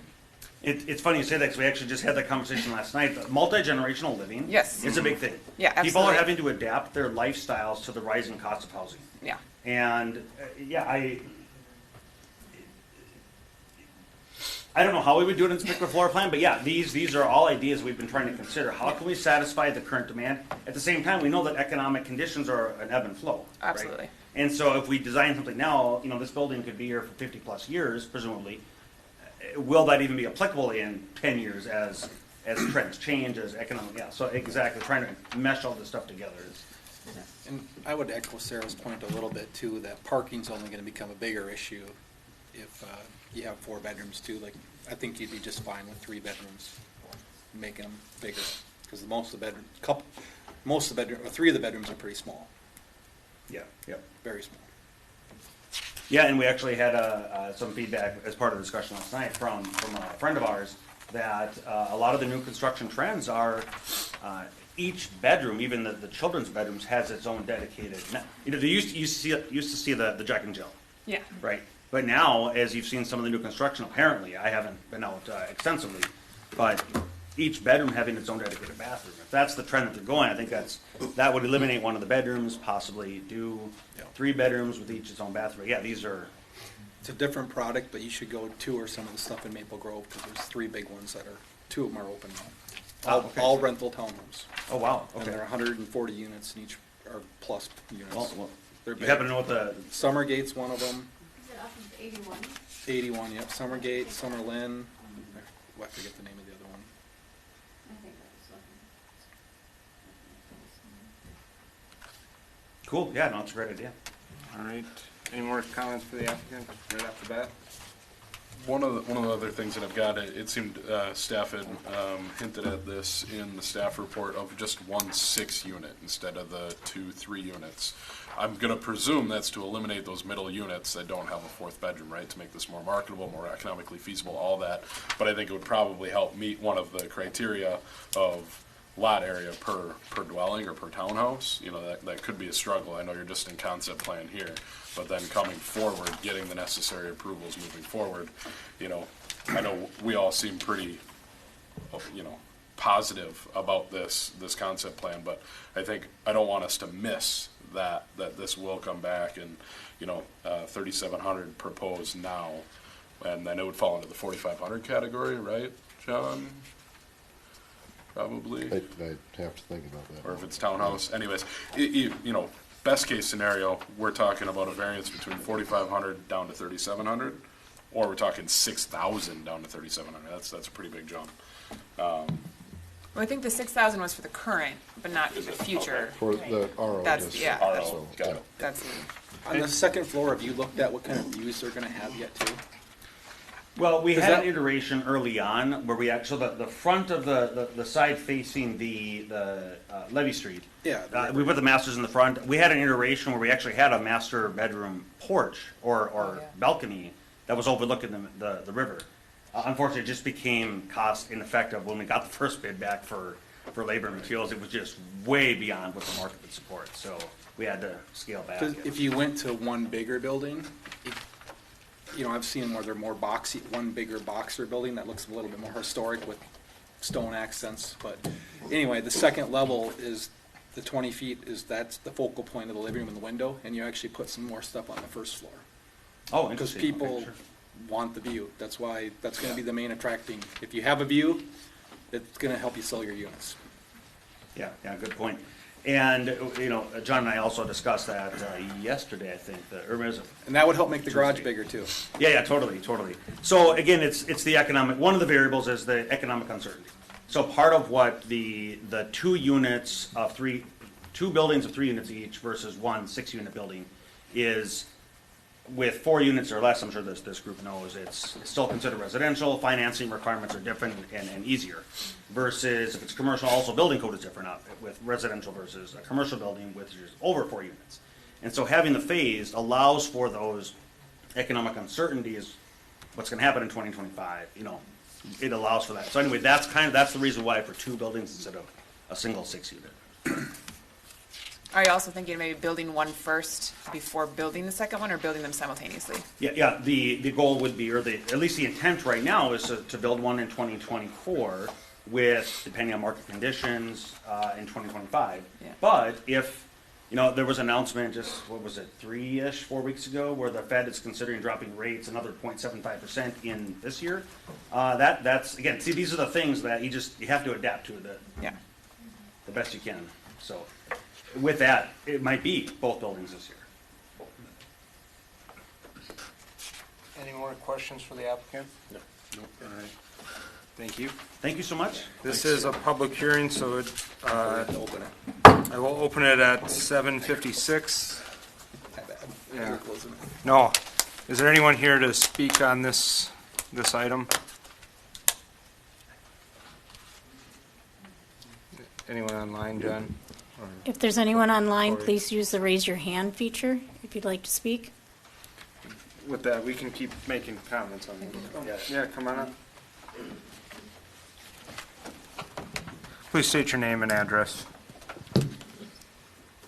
Jane Levee, we own the property on 18621 Robinson Street.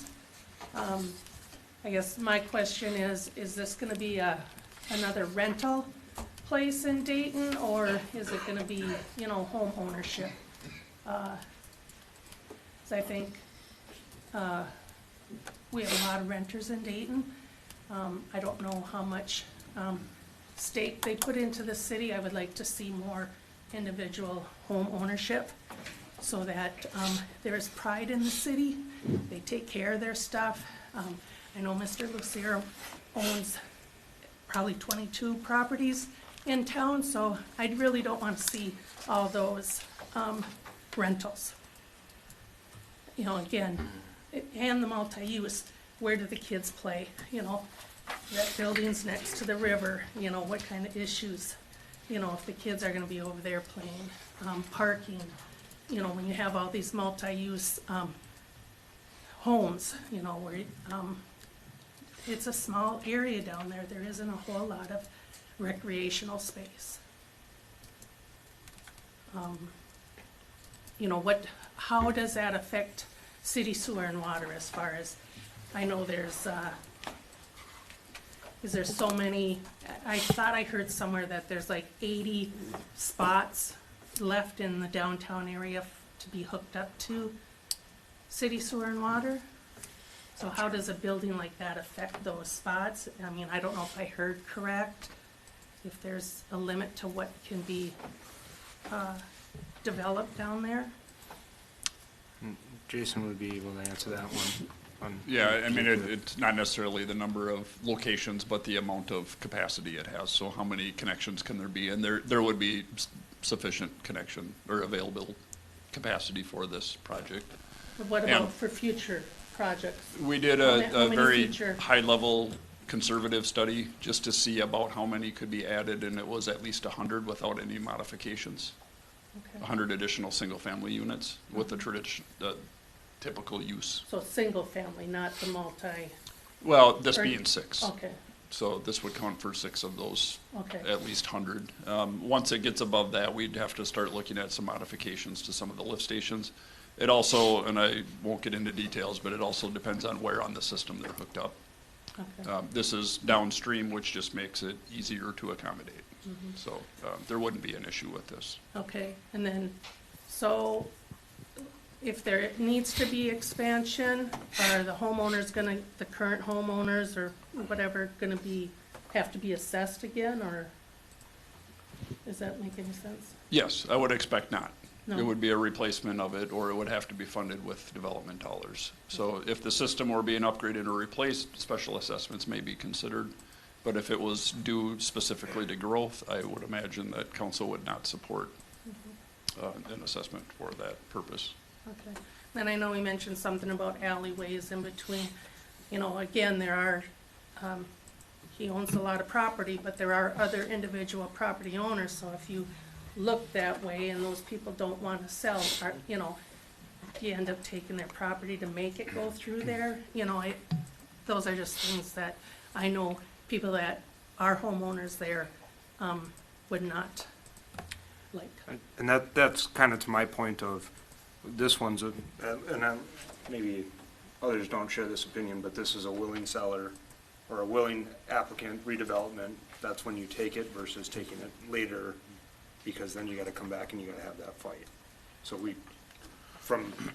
historically, that's kind of been our standpoint, similar to the previous property of, they're a willing seller for the roadway to come through their property. Do it when they're willing to do it, not come and enforce it. Okay. So.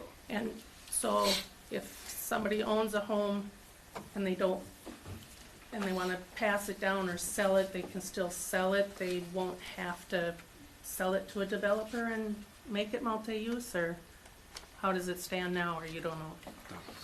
You can sell to whoever you want to sell to. Okay. The existing uses can go on as long as you want it to. Okay. And that alley, for example, on this property, right, that alley, the two properties that the Lucero's own on Robinson Street, that alley may just service those two properties, right? And it may not go all the way through from Dayton to Baxter. Right. I know you were talking about the future Yeah. and maybe designating that, Yeah. and so then I just was, worried about the It'd be hard existing to homeowners. envision an alley going through unless Yeah. everyone on the entire Yeah. block wanted it. Okay. Yep. And if that were to be, they would be notified like this, a planning meeting and that. Yeah, I mean, the assumption, so looking at this image, this project is a quarter of the block. You still have the two homes that are to the west, and Yep. one of those homes is in the way of that alley extension. So the alley's really not gonna go through until those two other homes develop. Okay, that's all I have.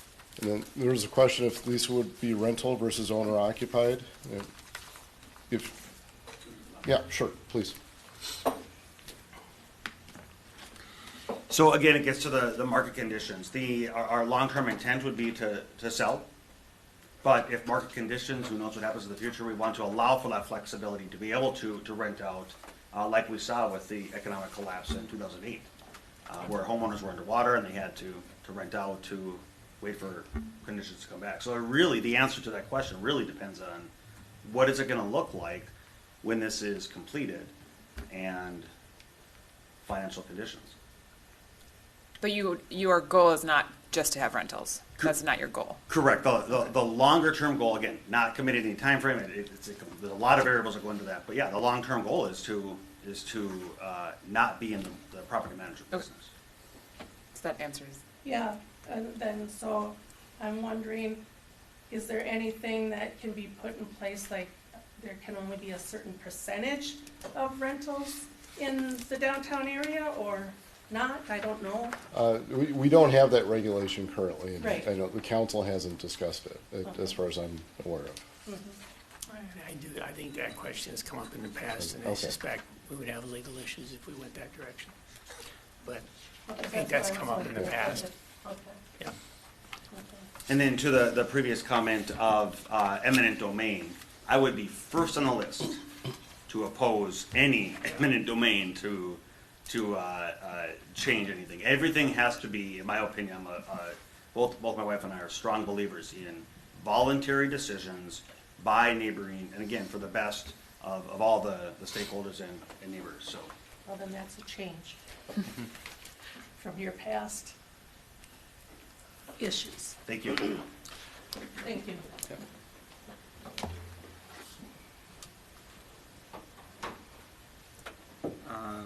I know we've got one online.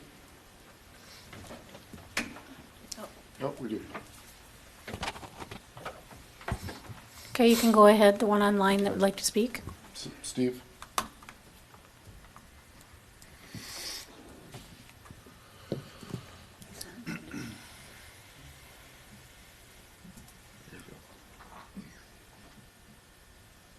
Yep. Steve, you can talk.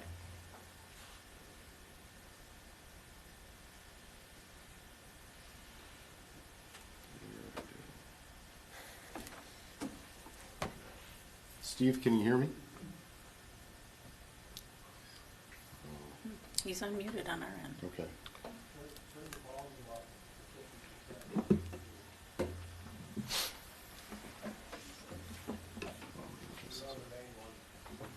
Oh, on the main, on the TV. Okay. Oh. Is that the voice of God in the back? Oops. Okay, we'll speak to that.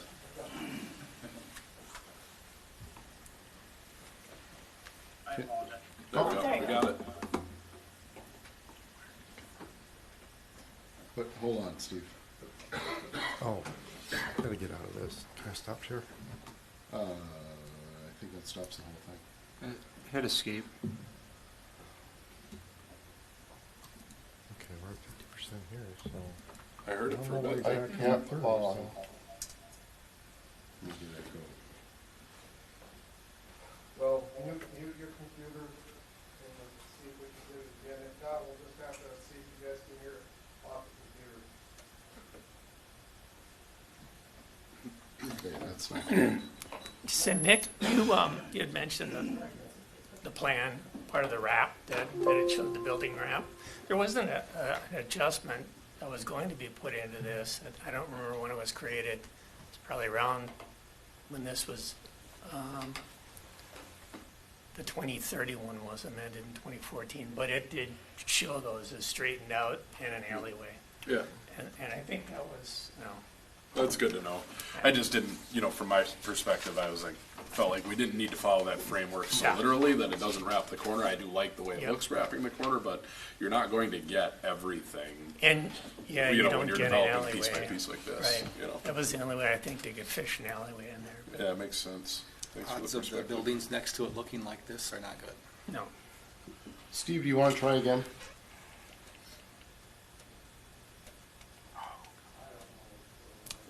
If you got a simple question, you could just type in. Yeah, I wonder if you could- Yeah, yeah, Steve, I apologize for the errors on our side, but could you type in your question or comment on the chat and we can read it off?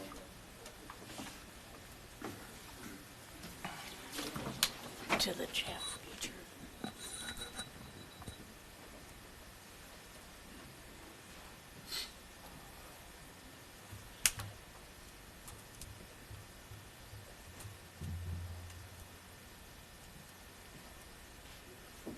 I guess while Steve's, Yeah.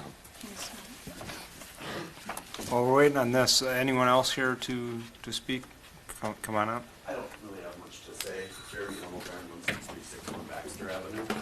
I just really want to echo a lot of what she said, and I'm trying to find clarification, understanding how an alleyway increases parking capacity. I don't understand that. It doesn't increase capacity, it's just access-wise, so, So isn't part of the problem having parking capacity? So, Could a provide lot of parking these, in the back, though. a lot of the, But alleyways Access you to- typically can't park on. so let me, I think I got this one. With the setback limits that we have defined in the old village, they don't allow for front parking, especially on commercial. Right. And so you're rear parking those buildings, and so an alleyway provides access to the rear of the buildings, allowing them to build tighter to the side lot limits, if that makes sense. They pull off the alley. They pull to off an the area alley to a park. parking lot Okay. behind the building. Why can't Version- they just access off of Robinson or Levee or whichever street that would be then? Access the alley or access the No, homes? take the alley out of parking it. to Put the garages So like facing the Dayton street. Bar and Dayton Wine and Spirits. you access their parking lot from Robinson Street. so What is you're- access through an alley gonna do to increase their accessibility? So I think you're thinking of buildings that are current sized. Sure. And if a new development were to come in with a wider building, Mm-hmm. that's lot limit to, 5 feet off of each lot line. Right. Now you don't have access, you can't fit a car through 5 feet. Right. So you come alley to the parking lot behind it. And the alley is, to my understanding, 20 feet? It'd be about 16 with a utility easement. 16-foot drive lane is what I heard earlier, so. Yeah, that'd be a pretty wide alley too. And that's a pretty wide alley. That's a pretty wide alley. I think to your point, if you're accessed off the front, if you're accessed off Robinson, each use then has to have their own driveway to get to parking in the Right. rear, right? Yep. The width of that driveway, minimum 9 feet to get a car through it. That's the width of a parking stall. That's very narrow. That takes away the room along, the important corridor being Robinson. If you were going to put a commercial building there, Sure. you want your storefront up there. That's where you're going to attract your customers. And so occupy as much of that space as possible, that everybody can use the alley as their driveway, essentially, right? All of those individual users, say there's 4 of them on that block, 9 feet by 4. Right. That's 36 feet that you're not going to have for building anymore to be occupied by a business or a use. Have them all access through the alley, and then they can jump into parking in the rear there. They wouldn't park on the alley, though. So then now on this townhouse, there's traffic on the front side, traffic on the back side. There's said to be green space in the back side, but where do the kids play? Because there's traffic now on both sides of this building. So, like, it takes away the green Sure. space that is. The alleyway, so to your point, the alleyway would take away from that green space. And Right. so, in just following the cursor, the alleyway, say it goes along the common property line, Yeah. and then you'd have driveways that then take up most of the backyard into the garage. So Yeah. that is correct. Well, I And don't think that's what's being proposed here, though. Not today. Not currently, I get that. So- I'm trying to understand, like, alleyways through the, 6 blocks of Yeah. downtown Dayton. I get it, it's called a historic village. I don't live there because it's a historic village. If I wanted that, I would move to a much more rural area. But to compare us to Dinkytown is, in No, my that's opinion, I'm not humble here, mildly naive. So I didn't like that comparison. So I get there's not historic buildings, there's the McNeil building, there's a couple, like the church. I think we are hung up on calling it the historic village. I'm not afraid of expansion. I want owners, I don't want renters. There's much more vested value and income when people own a property versus rent a property. Just a couple points that I came to before I got here, but kind of came to light as we got here. Sure. And I understand your concern with my comparison to Dinkytown. I In know no way Dinky- do I think that that's the way this Right. would go, but to me, the experiences that I've got, I went to school there. Right. I don't know a whole lot of other areas Yep. that are going through redevelopment in an older style area like that. And It I came grew to up in mind. Elk River, and the Certainly way not. downtown Elk Yeah. River developed, and then there's Newtown Elk River. I get it. Yeah. I've been through all of that myself too, and it's interesting, and it's a crazy dynamic when Elk River meets one out of Elk River, which was a staple there since the beginning of this town.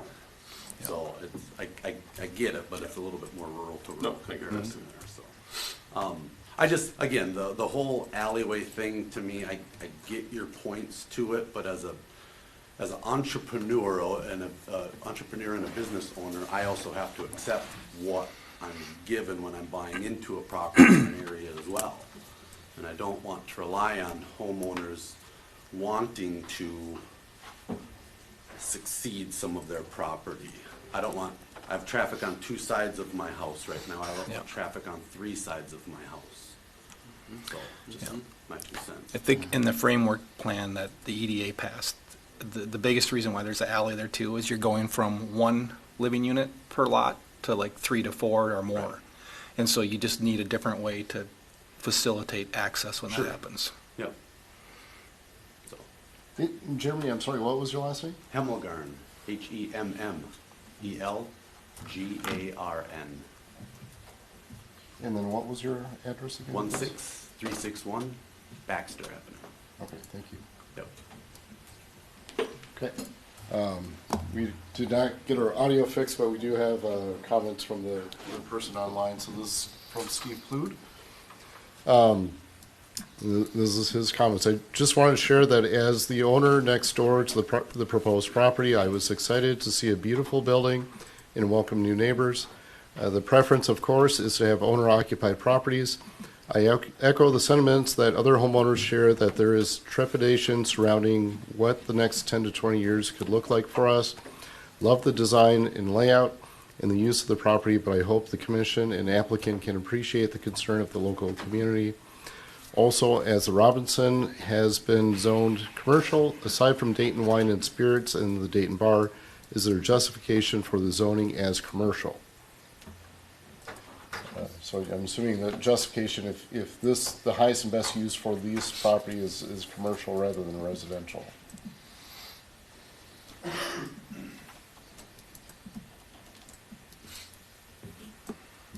For these particular properties? Yeah, I guess we weren't really privy to the EDA's plan, really. I mean, it just happened, so I guess I'm not sure on the justification, and I don't know if you guys, either two of you were He was there. talking about Robinson.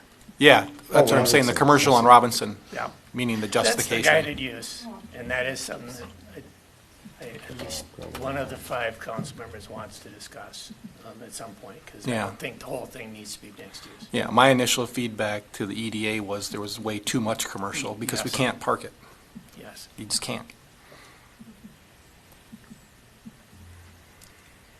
But yeah, I think that's a different discussion. Any other public comments on this? Come on forward.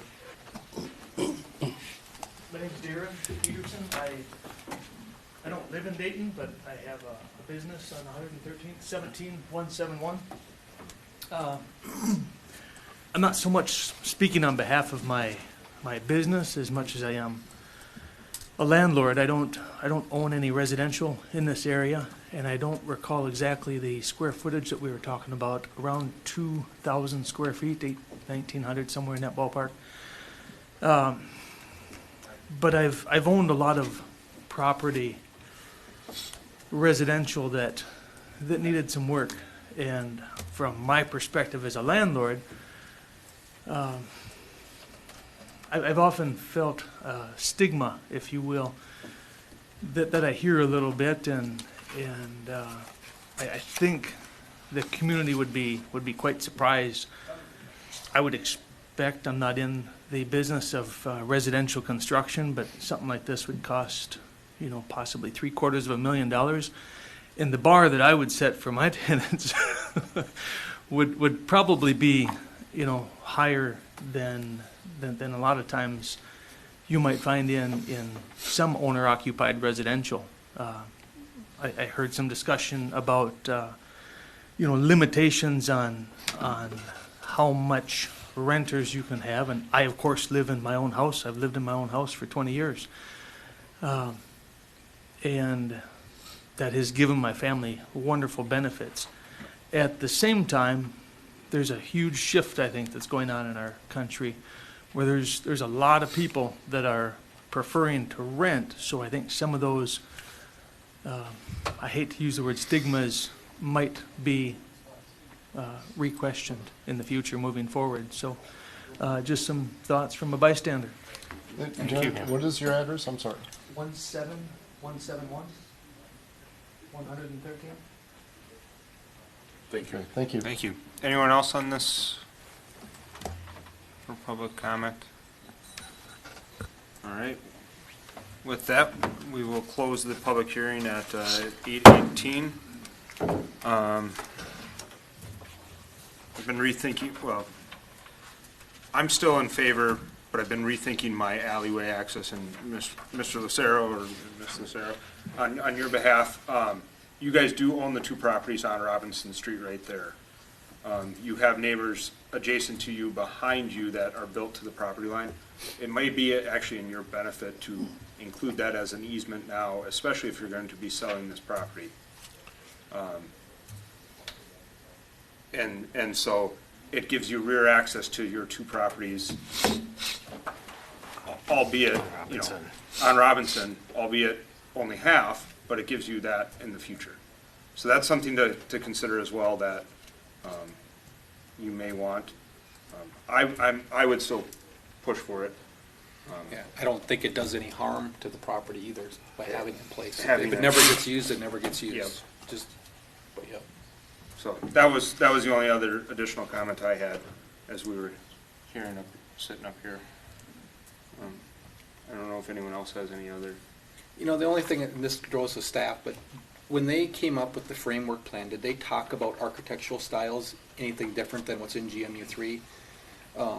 Like when you go into a townhome or a medium-density community, usually the HOA covers all that stuff.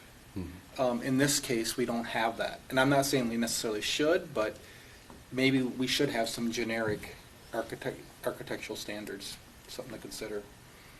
If we want things to be, you know, not dinky town. Hopefully we forget about that after this meeting. It's on public record, don't worry.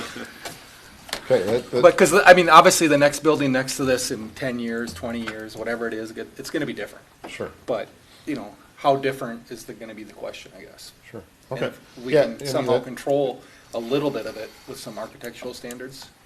It's a bigger discussion. I would lean pretty heavily on the resident architect of the planning commission. I'm getting a smirk there. So, yeah, I mean, it's a bigger picture conversation that the commission can have. I know. And it's hard too, Yeah. because I'm assuming if you put some standards, would that impact existing properties too then maybe? Because that's what I wouldn't want. I don't want, like if someone wanted to remodel their home, I don't want it to impact their home. That's the trade-off. So what is it that triggers it? If you know, say if it's new construction, you know, on a new building, or you know, let's say it's an expansion of an existing building by a certain percent, then that you know, by more than 50%, that triggers the new standards. Okay. As an example. So yes, we can put that in our list of projects. All right. Anyone else have any other comments? With that, since it is a public hearing, there's no formal action. I believe we're on to item 8C, comprehensive plan amendment for Southwest Dayton. There we go. Okay. We're just looking at how we're doing on time here. Okay. So this item is a comprehensive plan amendment. So this is something that the city is requesting. The comprehensive plan includes a 2040 staging plan in which we guide when or predict when sewer and water would be available to non-sewer properties across the city by decade. So the area that we're talking about tonight is we're referring to it as Southwest Dayton, and that's not the southwest quadrant of Dayton. It's just southwest of I-94. Currently, it's guided for the decade of 2020, which could mean anywhere from 2020 to 2030. Once sewer and water is available, the intention is that the map is changed to current, where we have current on the northeast side of 94. This request is in preparation for the next item, which is the Parkway neighborhood. So with the comp plan amendment, because this map is in the comprehensive plan and we're changing the map, it's a comprehensive plan amendment. With the 2040 comprehensive plan, we were also anticipating sewer being provided through Maple Grove, and now we're changing that to Rogers. So these are all kind of technical sides that the Met Council is interested in, but probably not so much the planning commission as far as where your sewer goes or which direction. So with that, I can try to answer any questions. So once again, this is specific for the comprehensive plan amendment for the staging plan. My question would be, is it Met Council driven, or because I would imagine if we were planning to get it from Maple Grove, it was through Troy, right? Up Troy Lane? Yeah, just to address the sewer, so the comp plan that has been used showed the sewer connection to the southwest or the northwest interceptor. It just showed it schematically because that extension had not yet been decided for alignment. So the connection is still to the same interceptor to Met Council. The only difference is that it's connected to a manhole owned by the city of Rogers immediately upstream of the lift station. So there was an agreement in place for us to utilize that manhole for our connection, but it's going to the exact same spot it was planned. So I suspect that will be cleared up. It may still need one because it was schematically drawn into the south rather than the west.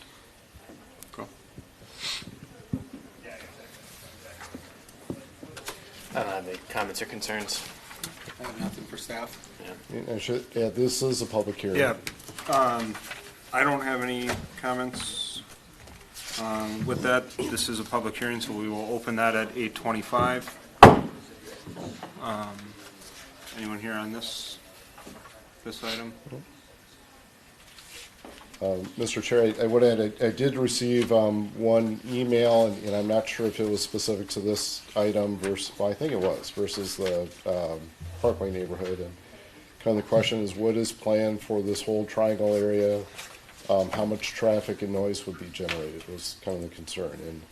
And specifically for this project, there's not an answer to that. So the Parkway neighborhood will be one small area of this larger triangle, but it's guided as mixed use, and mixed use could be, in this case, it's intended for anything but industrial. So whether that's townhomes or, well, I think it's more intended for apartments or higher density uses. So whether it's apartments or commercial or retail, one of them or all of them, we don't know at this time. All right.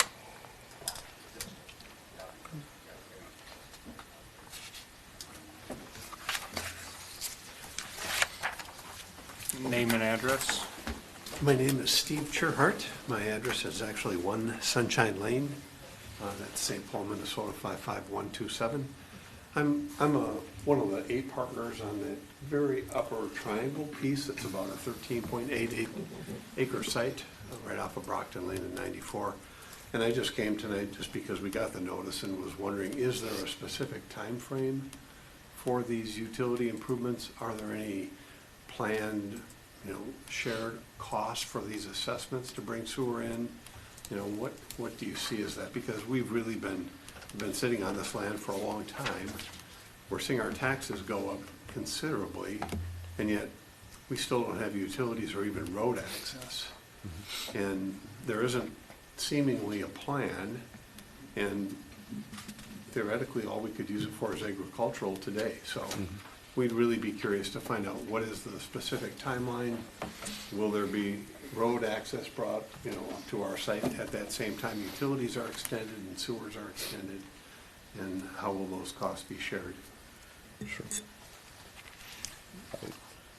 So the development is all developer driven, and so I think one of the challenges that you have with your property on the north end is, as you alluded to, is you're landlocked. So as it is right now, you have a field access to Brockton, but as far as when you develop, the access needs to come from the south and through the adjacent property, and so you're waiting until that adjacent property develops. As far as the share of the cost goes, I mean, generally speaking, that would also be development paid. So as far as, whether you're paying for half or you're paying, your percentage of the development project, that's more so between you and the adjacent properties to the south of you. Well, I know there was a proposal probably 2 or 3 years ago that had a reasonable allocation put out by the city, and we didn't have any cooperation. We would have had roads built already, and we don't seem to have any type of cooperation between our neighbors to the south, which kind of prevent us from doing anything until that road is extended. So, I mean, I think there's got to be some direction from the city of Dayton to step in and fairly, monitor how these utilities are going to be brought in and how those costs are going to be shared again. And I think, there's been a void there. So one of the things this does do, though, is it allows, right now, this 2020 area, even though we're in 2020s, isn't allowed to be developed yet. And so what this would do, right, is bring it into current, meaning it's now open for development. And so now, instead of just seeing concept plans like we've seen in the past, it actually allows for someone to bring in a plan. So if we bring in a plan, are we going to be forced to pay all the cost to get the road all the way through our neighbor to the south? Or how is that going to be handled? It's a great question. I don't have a good answer to it, but essentially, a lot of it is who's going to develop first. Right. You know, if you're developing it first, most of that burden kind of becomes on to you. Which doesn't seem fair because we have to extend it through their site completely to get to the edge of our site. So it's not right. Was there road access to your site at some other time? What was that again? Was there road access to your site at some point in the past? Well, there was a curb cut off of Brockton Lane, but that's a county road, and the county doesn't want a curb cut there. And there's still access in its current use, correct? For ag. For ag use. Yeah. I mean, it's a curb cut for ag use, and there's still access for that. The county's not letting you redevelop with a new access. And, you know, we've had a lot of people say, well, gee, it'd be great to keep that, you know, it's a right in, right out only. And, you know, there have been some discussions that if we move that access from its current location a little further to the south so that it isn't as close to the roundabout, that maybe that's still viable. But, you know, that'll be kind of development driven too, but it's probably a benefit for fire and life safety, you know, if you have a multifamily project on that and you need access for emergency vehicles, you probably want more than one in or egress or ingress to the site. When you purchased the land, was there an understanding that there would be a road? Or did you buy it knowing there wasn't and just hoping for the best? There was access to the road at that point in Okay. time, and now. To Brockton. Okay. Yeah, to Brockton. So there was, and then it went away. Right. Okay, sorry. It hasn't gone away, but, you know, they're saying. It's no, not you going to be can't. allowed long-term. Yeah. Okay. So we're looking at our taxes doubling and, you know, probably next year even more, and it's still just ag. So, I mean, we're gonna have a discussion with the assessor. But until we have a road, until we have utilities, you know, it's nothing but ag. Yeah, I mean, what's critical in here is that you're working with the property owner to the south and vice versa. Yep. But I think the city has to support us too, because otherwise, we're landlocked. When you say support, do you have some ideas of what we could do? Well, we're happy to pay our share, but I think, you know, it's almost a chess match at this stage where they want us to bring a development deal forward first so they can say, you can do it, but, you know, and there should be, the original plan had a roadway going right through the center of that south site to the edge of our site. Anything we do on our site, we're gonna have to extend at 100% of our cost. But there should be some guidance to say it benefits them too. There should be a sharing of the cost. If it's 50-50 or whatever, I think that's reasonable, but, you know, I'm not even prepared to go and take this to a developer until we have some kind of a direction on how we're gonna have road access, how the utilities are gonna be brought in, how those costs are shared. Have you, I would assume you've had plenty of discussions with that landowner to the south, and are you just not able to align your visions He's not willing to for commit that to larger anything property? at this stage on a shared cost basis. He's even, from my understanding, Ken has even suggested maybe, you know, he's got a lot of wetland that has to be mitigated, and he's even suggested maybe developing a few acres on the far south end of it and having a cul-de-sac, which doesn't do anything for us. And if that were approved without a guarantee that at some point that cul-de-sac has to be extended as a road to the south end of our site, I mean, that's our concern. When he was here last time, when the concept plan was presented, we did, I mean, it was just a concept plan, but we did suggest that we were gonna request roadway being dedicated, not the construction of the road, Yep. but the roadway being dedicated at the time they platted the property. And I believe at the time, he had a lot of due diligence to go through, and maybe he's still going through, because he's working with the Army Corps of Yeah, I Engineers. think he's still trying to decide if he can, you know, what he can do to extend over that wetland area, you know, and I think ideally, you know, those regulations may only get more difficult if we wait another 5 years. So, you know, this is probably a good time to deal with it. And we aren't in any position of animosity, but there's just not a willingness to make a commitment either, which makes it difficult for us. We've had interest from apartment developers. We've had interest from some other users who have even approached the city, and those uses weren't deemed appropriate. And we understand that. You know, one would have been trailer rental storage and things like that, and that's not the highest and best use for that site. So, I mean, we understand some resistance there, but we did have an early on very interested apartment developer that would have had 2 stories with the tuck under garages, and you know that was turned down, you know, pretty quickly. And they have a beautiful community room, pool, central amenities, you know, higher end, and I thought it was a reasonably decent plan.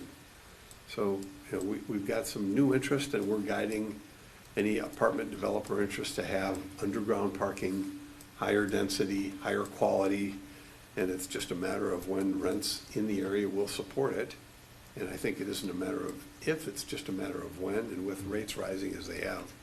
You know, you've heard this already tonight, it's just a much more difficult environment to do quality apartment multifamily projects.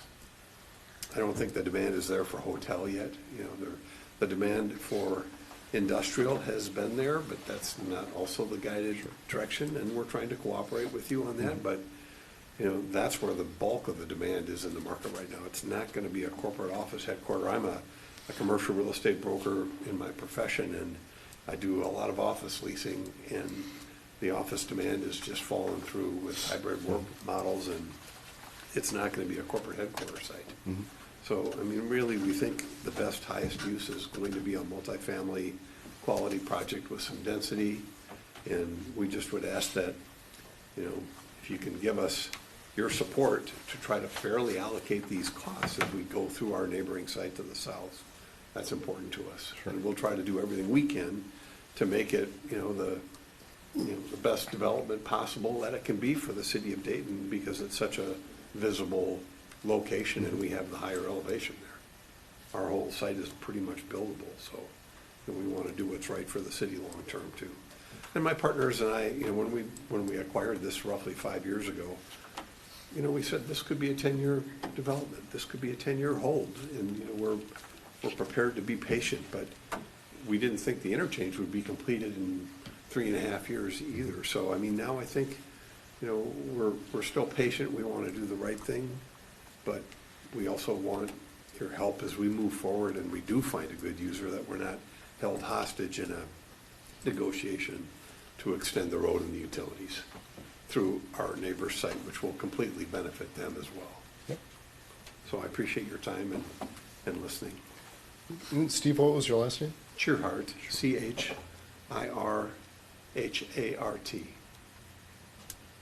Okay, thank you. Yep. Thank you. Thank you for your time. Thank you.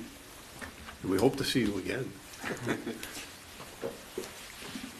All right, anyone else for the comprehensive plan amendment 2040 staging plan?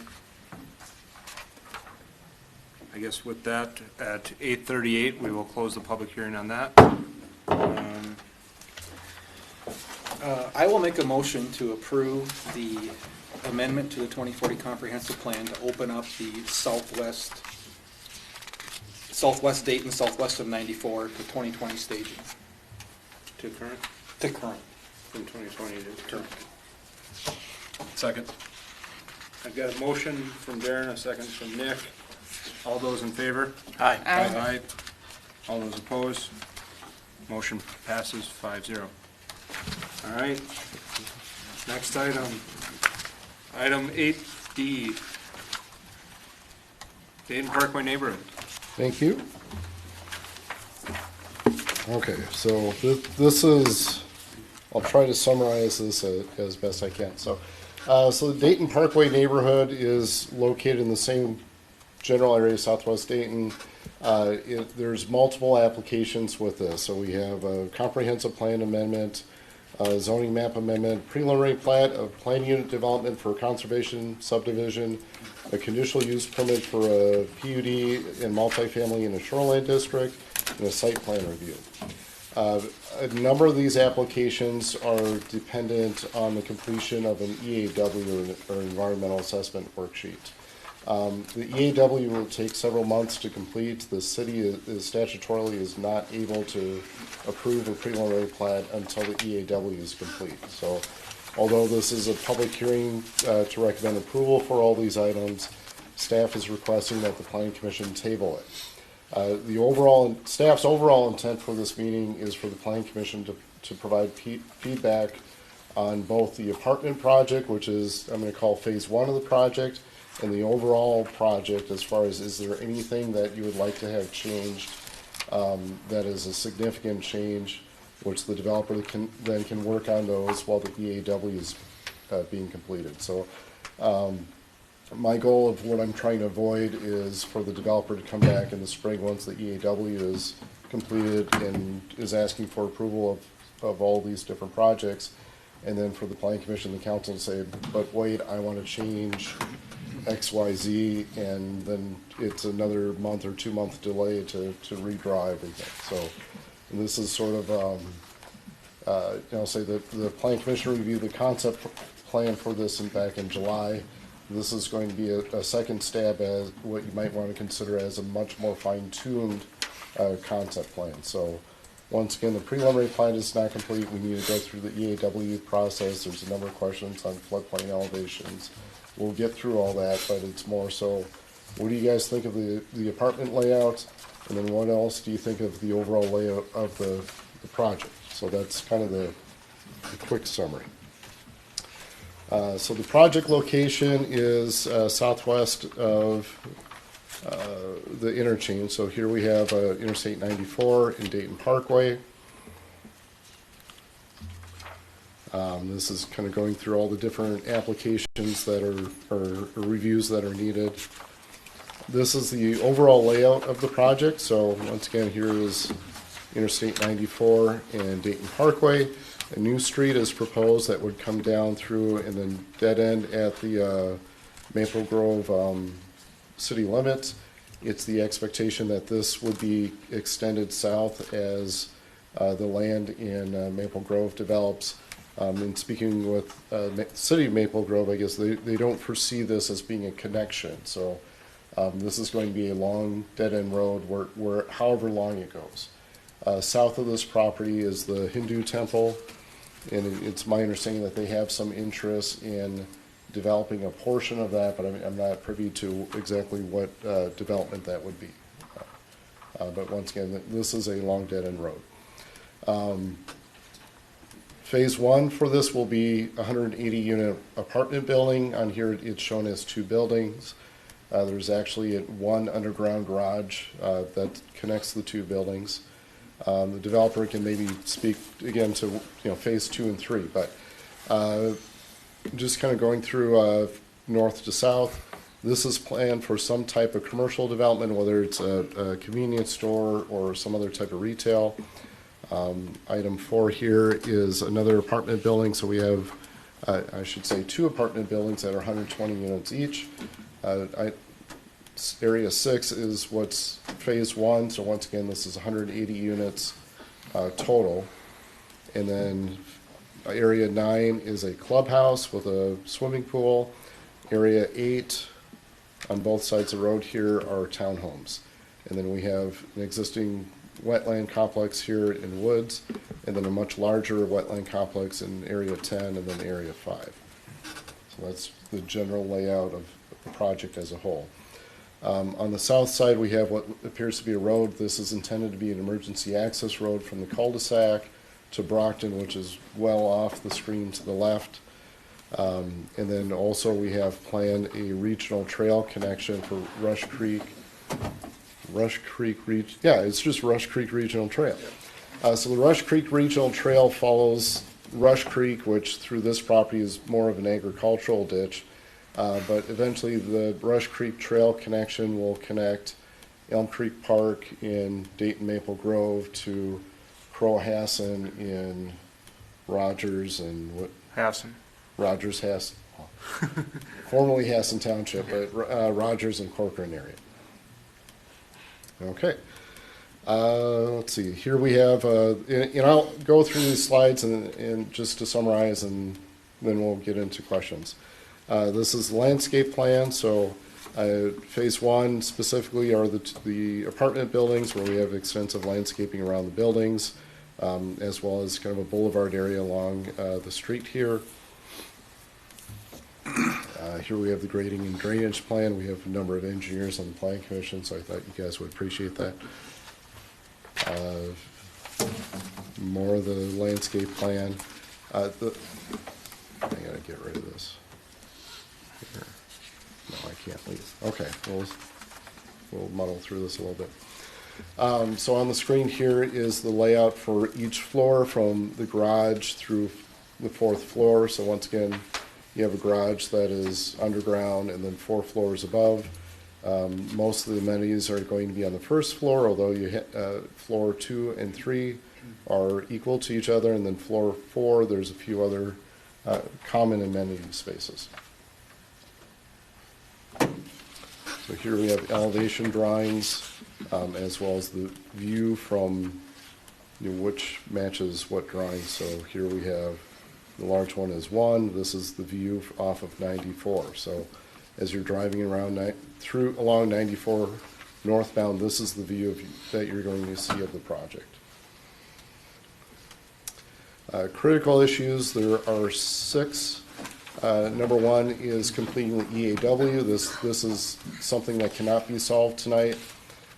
Critical issue number 2 is the wetland and floodplain review, kind of the same thing as cannot be solved tonight. 3 is the emergency access. 4 is the Rush Creek Trail and trailhead location. That is something that I would like the Planning Commission to comment on.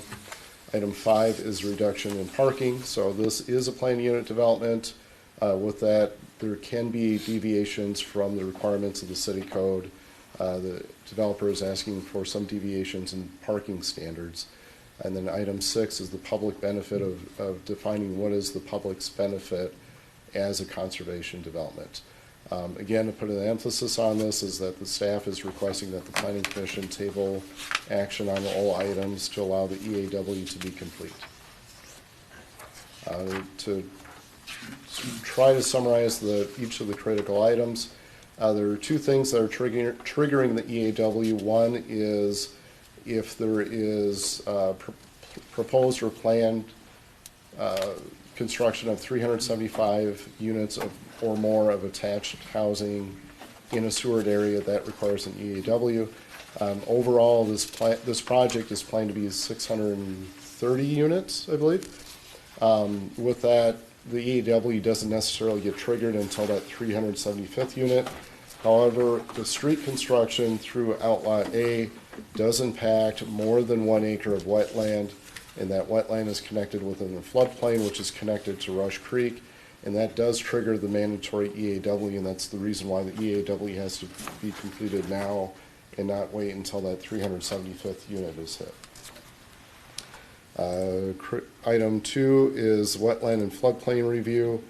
So here on the upper area we have wetland impacts, and then we have floodplain, which we're still kind of working on. So that's going to be, I think this area shaded here is possible floodplain mitigation area. This still needs to be defined. It is yet to be reviewed by both the TEP panel or the Technical Evaluation Panel, as well as the U.S. Army Corps of Engineers. The next critical issue is emergency access. Again, this is an existing farm road access that exists today. There's questions of whether or not the culvert that crosses Rush Creek is durable enough to support emergency vehicles.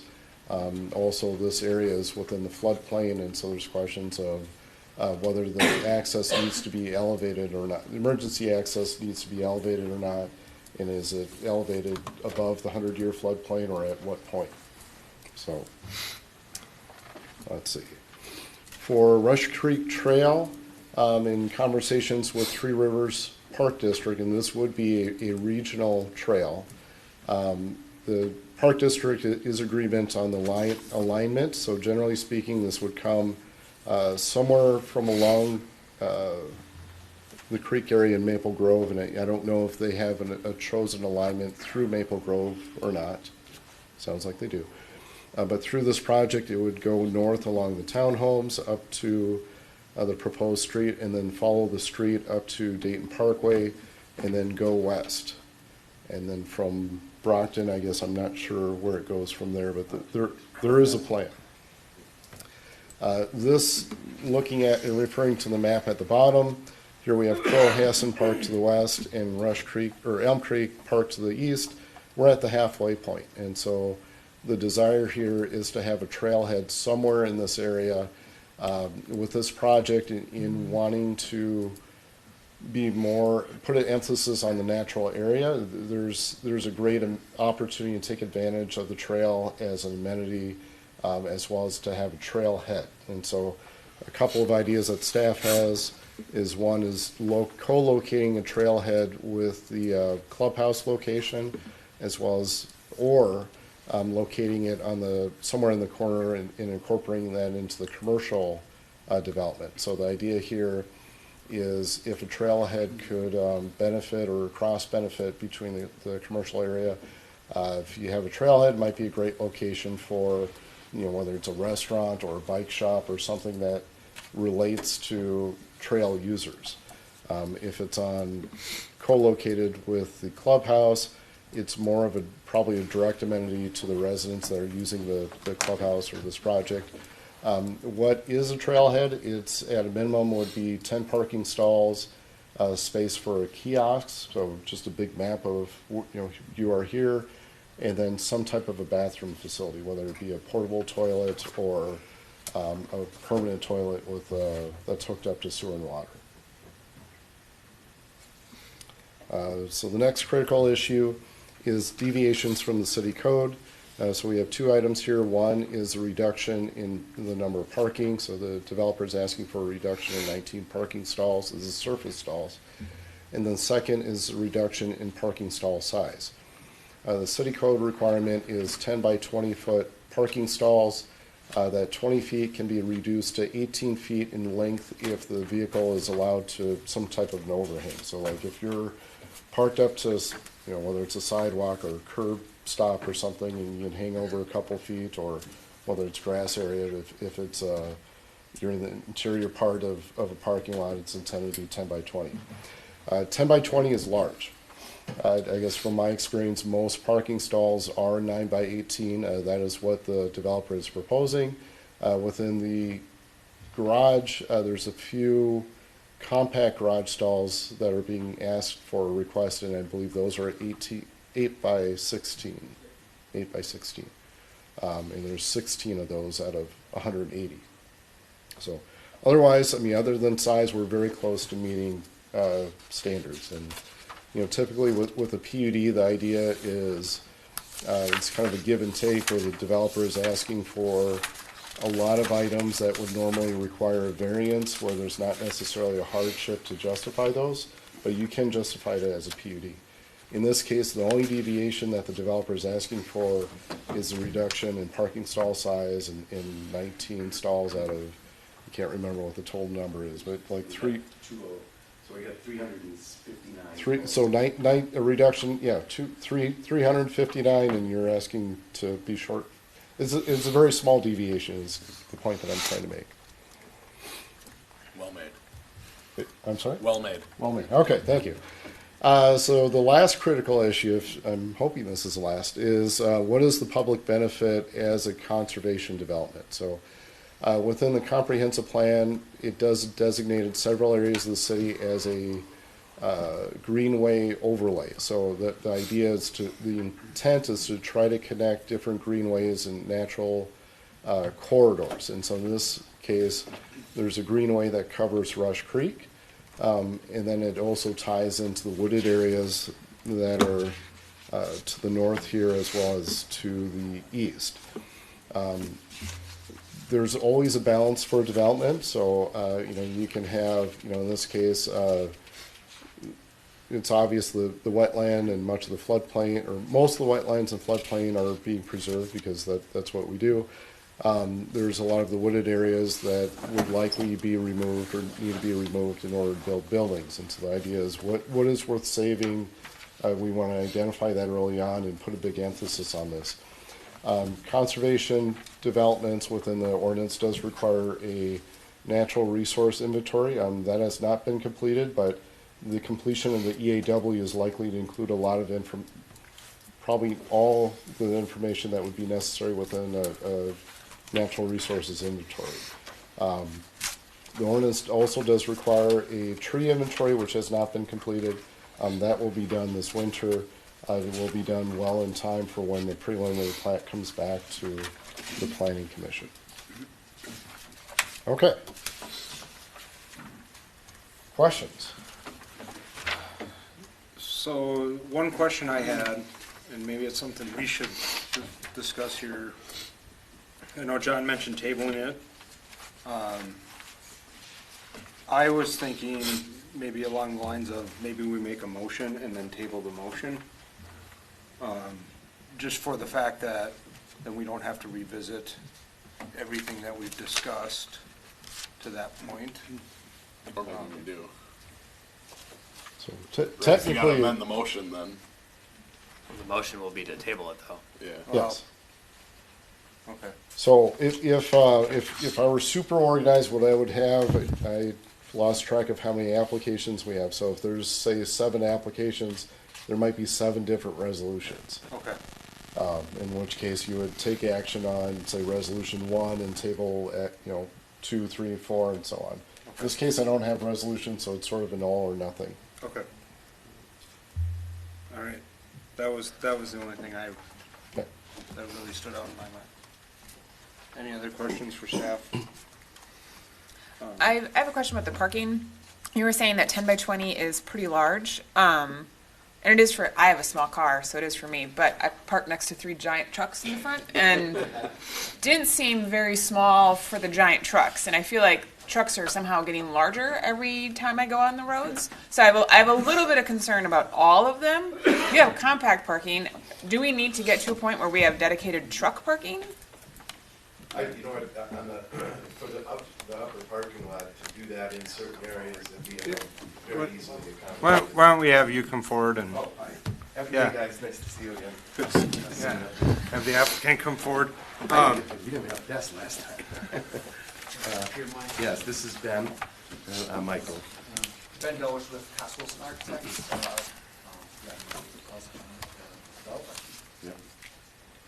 So, yeah, I don't think the parking for trucks would be an issue for us to, create some larger spaces.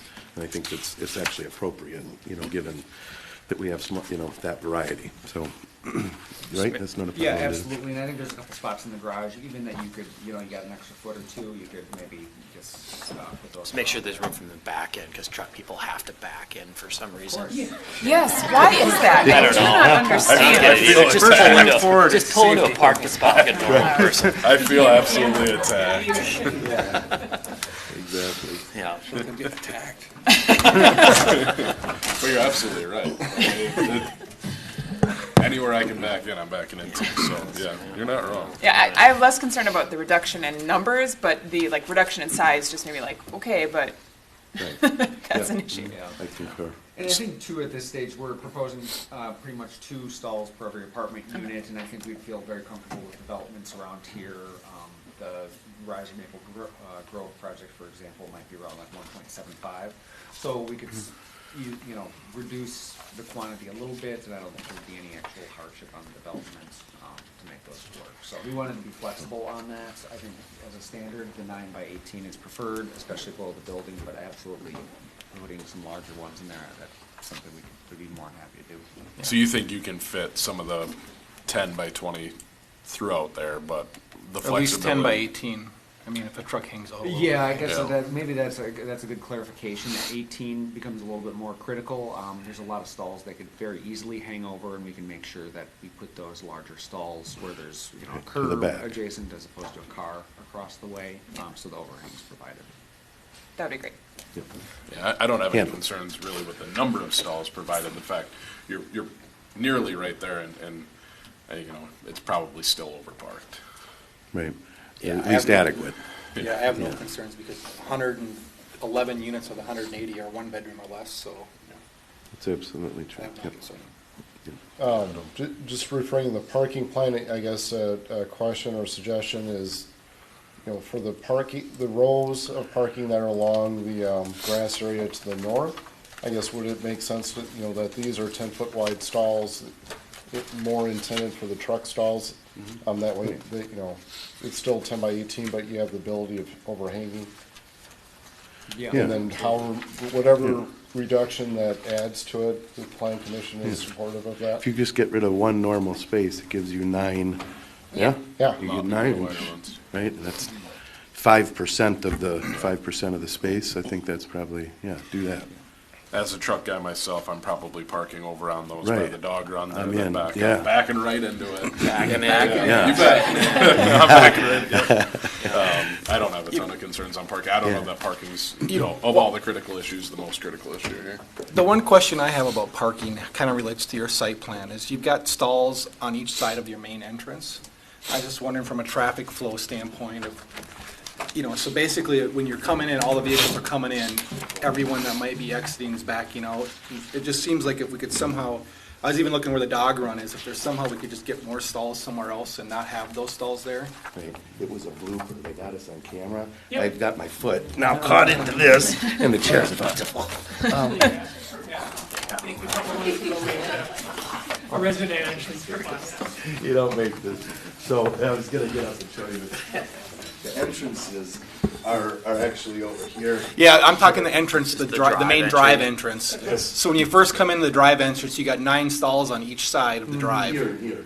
Yeah. Yeah. Okay. And to me, if you could have a median and separate the in and come in and outgoing traffic, it'd even be better. Because, it's a lot of units right there. And a lot of people could be coming and going at times, just so that random person's not paying attention, doesn't back up the cars coming and going. Yeah. Yeah, site circulation, potentially, internal circulation, that would help quite a bit for. Well, maybe, because I think some of it is to, I think 1.8 stalls per unit is something, between the garage and the site is something we want to make sure we have for the development purposes. If we came back with something like that ratio, would that be approved? That just gives us a target where, hey, we can remove up to, 20 stalls on the surface. Right now, we're at a 2.0. We got On the basically surface. 360, Yeah. 359, and 180 units. Okay. And 56% are Studio 1 and 1 bedroom plus den. So, And you said a 1.8? Yes, yeah, I think, and we could look at, just double check, like Riser seems to be a pretty close comparable and make sure that we're not doing, something that would be coming back to bite us somewhere. So the one in Rogers that just got built too, it's so overparked. Yeah. So I'd do a lot of apartment touring and appraising. I'd be completely comfortable with 1.8 based upon your unit mix. Okay. That's my personal belief. And the 1.8, that's mixed between the underground and the surface. Total. How many underground stalls are there per building? there's 180. 180, Yeah, so so 1 to we got 1 1 underground, and then 1 And then one above. Right, so if we're not gonna remove anything from underground, it'd be great, because those are really expensive, to build, but if we took it from the top, you're talking, up to 35 would be the number, right? Reduction if you went to 1.8, so you've got more than enough, you'll probably be above 1.8 when you're done. Yeah, I think so, and we can even just pencil in maybe proof of parking if, that helps. If there's space, yeah. Yeah. Well, yeah, proof of parking might be where we remove those 9 stalls on each side of the driveway, but, at least it would be there in the future if parking demand was. Sure, just one clarification, the intent is to remove those 9 stalls between the two buildings, or just? That's my suggestion. Or to put a median? I would suggest a median too to separate traffic incoming and outgoing. But that's just my suggestion. Just the concern about traffic flow and people Just traffic. pulling in and out of parking Yeah. spots when there's people coming in and out. So, of 'cause it's the main streets. entrance. Yeah. Even all the people going to parking garages coming through there, because you have to go around the back of the building, Yeah. so it's a very heavily traveled entry. Another just on the parking, have you thought about having any electric charging stations for electric vehicles at any point? Yes. Okay. Yep. Yeah, I think those are certainly, we're, either putting them in directly day one or accommodate a number of stalls in the future. So we'll certainly figure out what number makes sense at this point. It seems to be an escalating number every year. Yeah. Just wanted to make sure that was on the radar. Absolutely, I appreciate the good comments, as we should probably get those identified at least on the site at this stage. You guys had caught a little bit when we came here in, I guess it was July. I got no time flies. The project overall, the site, if we zoom back, I can kind of go over some of the transitions from where we were in July and how we've really put a lot of time into getting to the site plan. And something that I think at least should be noted, our commitment to a really sustainable neighborhood has been sort of the goal. And Sarah, you weren't here when I actually was in the audience. Oh, you were? I was here for another thing, and you were before, so I sat through your presentation in the audience. Very good. So I think that, the overall objectives that we set out for and set sail, 6-8 months ago, I think in what we're showing you tonight has been achieved greatly, and it's, with a lot of work that we bring about, it's 630 units, and I'm happy to tell you, aside from that road that's on you guys' parcel there to the left, we're not even touching not 1 square foot of wetlands, so we've been able to completely eliminate that. And then after doing a walkthrough with Jason's counterpart, Anthony from Stantec, and a few other people, that pond area has some wonderfully cool, what I'll call kind of trophy trees, like some really, talking 150-year over, beautiful stuff. So once this stuff is kind of cleared up and as it's built, it's going to be a very, very attractive look. And it's, we've got that whole pond area, and that's, I forget how many acres, but it's like 6 acres of big open space. So we're going to get rid of all the yucky weeds and the yucky stuff, and it'll, we have some beautiful big trophy trees around that whole pond area. And then, as John said, Area 10, that's almost 30 acres right there that you see to the west of the trail. And so it's open in the sweeping views. So it's going to have a great open feel and a lot of green and open space. And yet we've impacted nothing, with any of these units for the wetland. And then to double click, because tonight's really all about on that map number 6, which is the apartments, right? I think they're calling this Outlot 1. We've zeroed in on unit count to match up with a number of kind of inputs to get to that kind of sweet spot. And I won't bore you with all the different inputs, but there's a number of them, yes? And then I think one of the really great things that have come out of this kind of churning the project was getting rid of this singular structure. And although they're wonderful in certain places, if you look back to my recording, you probably listen, Michael's not a big fan of coming up an elevator and walking, counting 5 minutes before I get to my front door with groceries. Then my wife and I are in an argument, and it's a disaster. Keep me out of it. Yeah.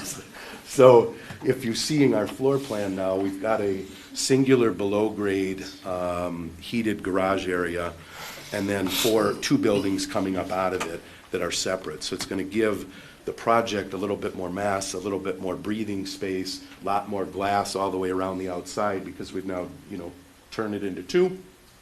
And one of the buildings is, if you will, like, I hate to say it this way, but I'll probably be in the building over there with the older guys that, don't have the party room and all this other stuff. And if I want, I just go over, I can go down to the basement and come up and utilize the facilities in the main building. And for others, they're going to want those amenities immediately next to them, and we kind of have a bit for both. So it's, I think, we spent a lot of time on a horizontal level, a lot of time crunching how to get this 54 acres to really flow as a good neighborhood. I think that's shown.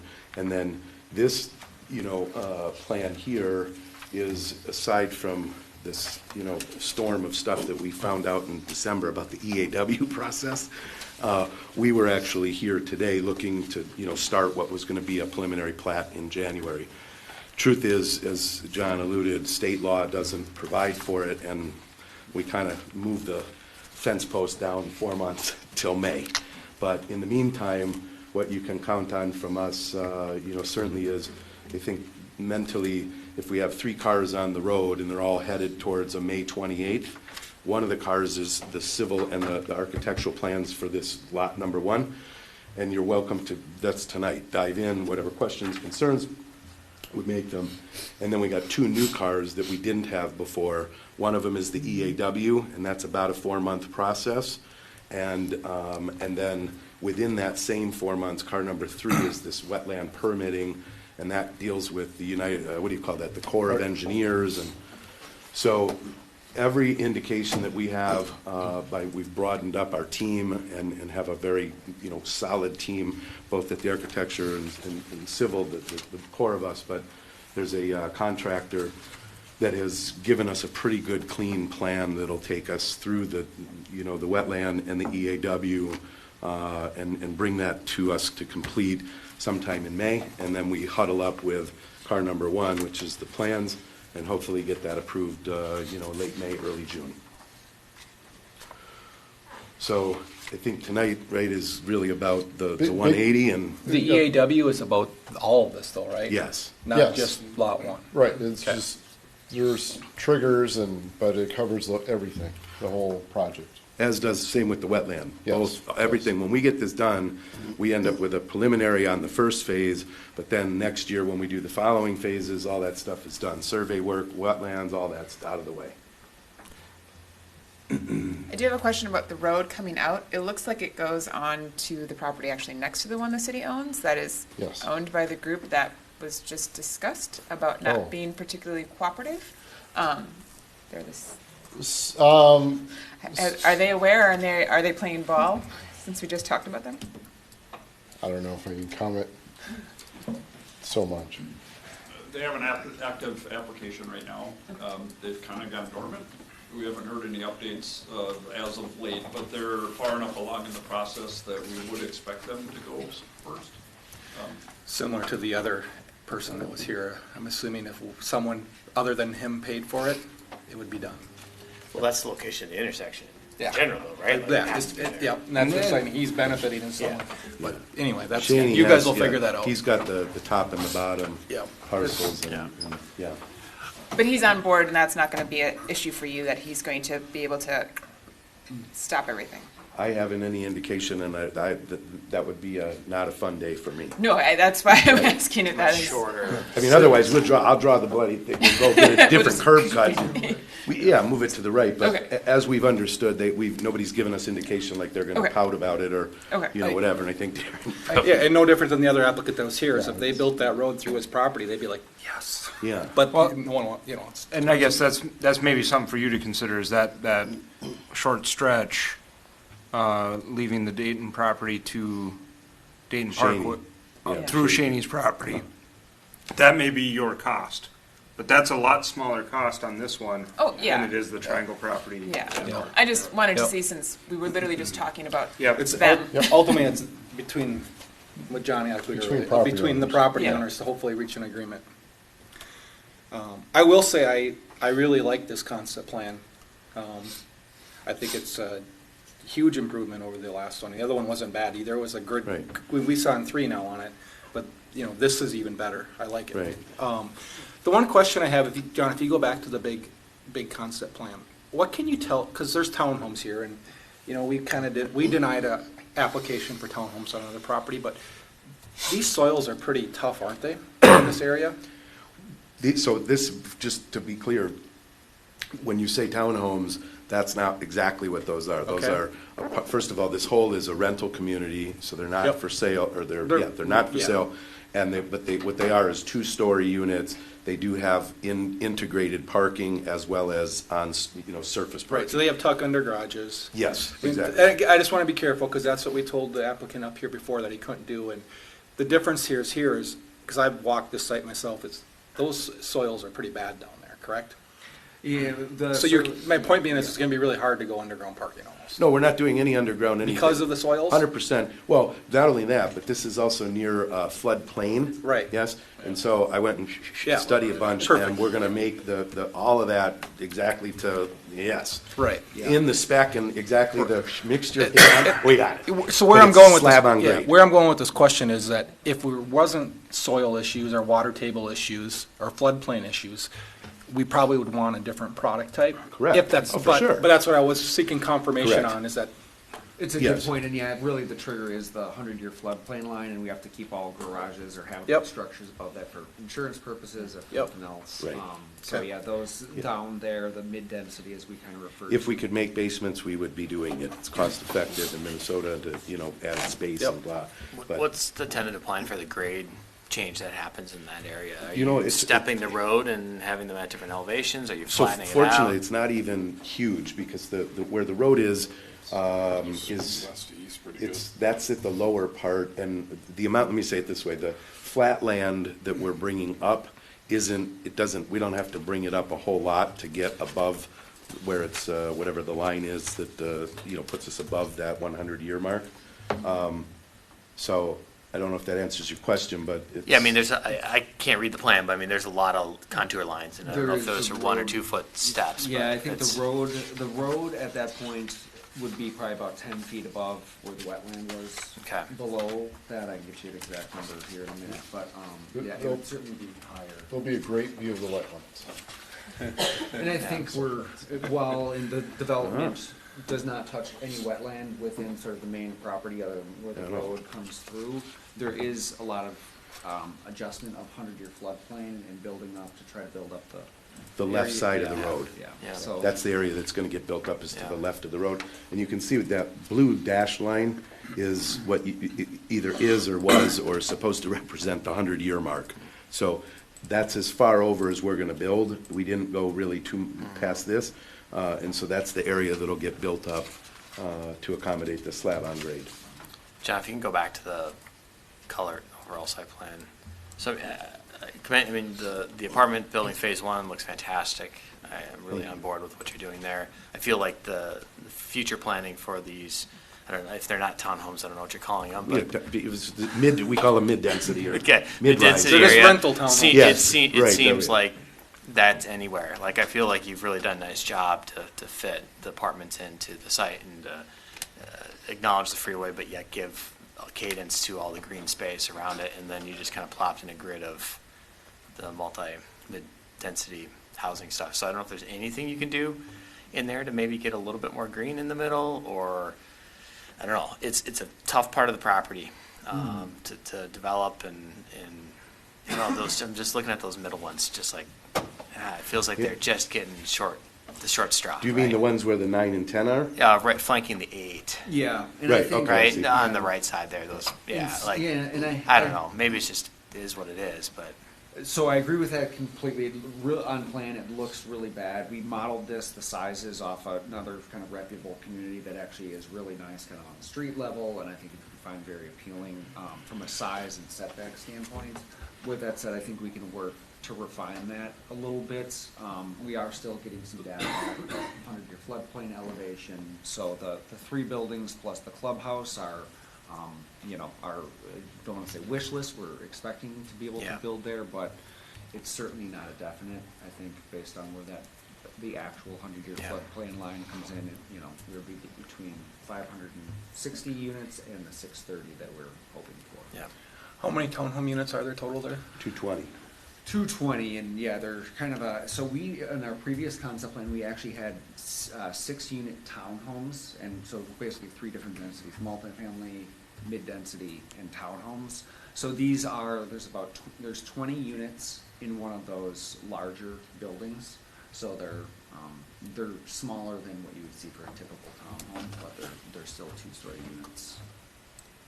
So it's kind of right up. Is the hope to not have the same plan elevation for every single one? Will you be able to vary the aesthetic, have a couple different products that you can do so it's not just a row Right. of the same thing No. all the way down? And that's the same with those 'Cause- north buildings, those will be they're 2 large buildings, and you're right, Paul, the whole idea about the neighborhood was to not have it just be one monotone of one kind of product Yeah. and really Yeah. create that definition, and I think you'll have that. And the other nice thing you don't see on something like this, which is a 2-dimensional plan, but towards the highway, this area builds way up high.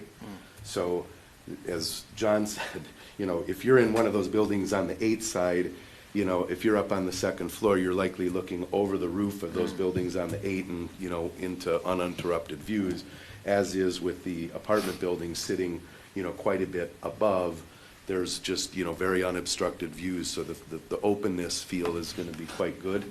And the ones down on 8, you know, they're going to be down at kind of the lowest, but, you know, this is that area to the west. I haven't drawn anything yet, but you probably remember when I was talking about making that a multi-purpose recreational space. I don't know if, you know, in the winter we're doing ice hockey or we're doing I have to, you know, kind of work on that a little bit, but we think we've got the built structures identified in a way that we can maximize the buildable area as much as possible, leaving that area 10 wide open to do, you know, both the wetland mitigation and all of this, and then perhaps some, you know, open areas. As you can see, that lightly shaded area, that guy's growing corn every year. So, I mean, it's, you know, can be a lot of uses for that. With the townhome product down there, how, can you describe the parking? I'm assuming 2 stalls per unit? Yep. And then 2 driveway spots per unit too? Yes, I think we're actually providing for those, and they might even include some additional surface garages that are above grade garages that are standalone. But we were trying to meet the city's code for, I think, I know for the townhomes there was a very high, regardless, we're trying to meet the city's requirement for parking. Yeah, and I guess I'm more looking at making sure there's enough space. It's hard to tell on the sketch, but with the parking stall depth, you know, I guess what would be do you know what the driveway depth is on that? The driveway is currently are 20 feet right now. They're only 20 feet? Before the garage. Okay. So, yeah. I mean, that is, I mean, I don't know, it's a little tight when you're parking a car and you're expecting traffic to flow through it too. I don't know what the standard is on townhomes. With the trucks. Those trucks again, Even the driveway length? Because we had this debate about front yard setbacks and driveway lengths with Peter, I remember. Yeah. Typical crew cab truck's 20 feet. 19 That feet, was, and, you know, I guess if they're only 20 feet, I'd like to see them a little bit longer. Okay. Absolutely. Yeah, I think there's a little room in there, and that one little sort of, double call it teardrop wetland there, I think in the future we would look to possibly take that and put that somewhere else so that it doesn't infringe on kind of that development. Because conceptually, when you said there's 180 units in 2 4-story apartment buildings and there's 220 townhome units, it seems like a lot of townhome units in that area, considering that the other ones are going up 4 stories. And the townhome units are bigger. Yeah. It just seems like it's going to be really tight. Well, yeah, we'll take a look at that more in depth, unit counts, make sure that we're providing something that's going to be appropriate for livability, and then, admittedly, we've kind of sized those with the number of units, but we haven't looked too much in depth, other than sort of being able to fit them in there to some extent. I do have less concern on that with these being rental units, though. So my experience is rental townhomes have more families and trucks and bigger vehicles than apartments. But they can also, and my comment, just And bicycles. my comment back on it though is related to homeowners trying to park an RV in their driveway. You see a lot of that. Yeah. You're not going to allow that in a rental area. Right. No. In particular. Right. That's true. So. Yeah, so, I guys. think Paul's initial comment with those center buildings, maybe that's just why too it looks so tight. Yeah. But yeah. Just having enough visitor parking too can help with some of that. Yeah, you're gonna need, well, parking just gets tight in townhomes. In our previous This is plan. medium density though, so it's okay. In our previous plan, we had the parking that was, that, what do you call the pool and clubhouse was actually way down, right, sort of, at the cul-de-sac area, so, you know, you had some also parking lot that was close to all of those units. But in all fairness to the whole process, we've really got everything on paper, but we're not done with that lower section. Yep. And we'll dial that in. Yeah, so not just giving you everybody, feedback for the AW, because obviously lot yeah. one's the bigger issue. Yeah, and that teardrop thing is, you know, caused, you know, as funny as it is, well, you can see how much area it kind of what you can't do, because it's there. But I asked them to just draw everything so that we didn't even mess with it at this point, so. But I think those were all great comments for us to take back, and as Ben has just alluded, and I can tell you from, the big picture, if we had to shave a couple of units off to get it dialed in, at 220, it's still, you know what I mean, it's a nice enough size that we can lose a few units and it's not gonna kill the deal. And then with the apartments on number 4, Yep. are you envisioning both of those being 4-story buildings with underground parking? So we'll just say this, the total unit count that's put on there, I think 110 and 130 respectively are assuming 4 stories. 4 stories. But I think other than kind of the development, the 180 units today, I think we're trying to keep a flexible approach. I don't know if that's fair to say, Michael, but I think we would currently assume that they would be a 4-story building. Yep. And tuck on below And, grade. I get it, because that's how you maximize density, and but it would be cool too if the building fronting Dayton Parkway was 1 story lower than the other one. But I get it, you're trying to maximize density. So, great point and good. The project I did before down at near the Hy-Vee that's a 3-story, and then we did the pitched roof as opposed to anyway, something to consider. Again, we're looking at 2-dimension, and if you drive on Dayton Parkway right up to the kind of the corner where you're about to head south, you're way up, like way up. So I don't, if we looked at that in elevation, I think it's certainly something to consider or think about, but at the moment, it's the unit count that he's showing, that footprint. If we did 4/1, that would be the unit count. At 3/1, it would just drop, 25% of that unit count down, but. But the elevations might take care of it just naturally. Like the one closer to the road might naturally just be lower because that's the way the elevations are Well, going. you've got let's say this, from behind, right at the gas station, right, you're gotta be 30, it's a lot of feet that you go up in grade. So when you're sitting up at that corner, you gotta be 40-something feet up in the air. So I would think if I lived on the 4th floor in one of those buildings, I'd be looking straight out and probably at about the height of the road up there on Dayton Parkway. No. But we can certainly look at that. There's a 3-story building makes a lot of sense from a parking standpoint because you can get 1 stall per unit with a 3-story building. Yep. Pretty much exact. When you go to 4 stories, which is kind of why the building is split, there's parking that extends beyond what the rest of the housing is. So there's a big added expense in parking to do it, so there might just be economics that make that a 3-story building anyhow, so. Yep. But those are gonna be cool buildings, the way they're nestled in because of that height. They're kind of in a protected area, especially from any highway noise. Those 2 buildings are gonna be quite kind of back there, and then looking out at that pond with those big trees, it's going to be a very nice looking place. Michael, with phasing, so as discussed, the 180 unit building is phase 1. Yep. As far as what 2024 build, and then we would go to the south, start on the medium density, okay. and then go up to the next apartment building. So Right. so the 2 buildings in the middle there. Number 6. Number The 6. 2 of those together are 180 units. Correct. And then the other 2 up by number 4 are 180 units. They're actually 230 total. Up there. Up there, and then Okay. 220 down here. Got it. So 230, 180, 220. Okay.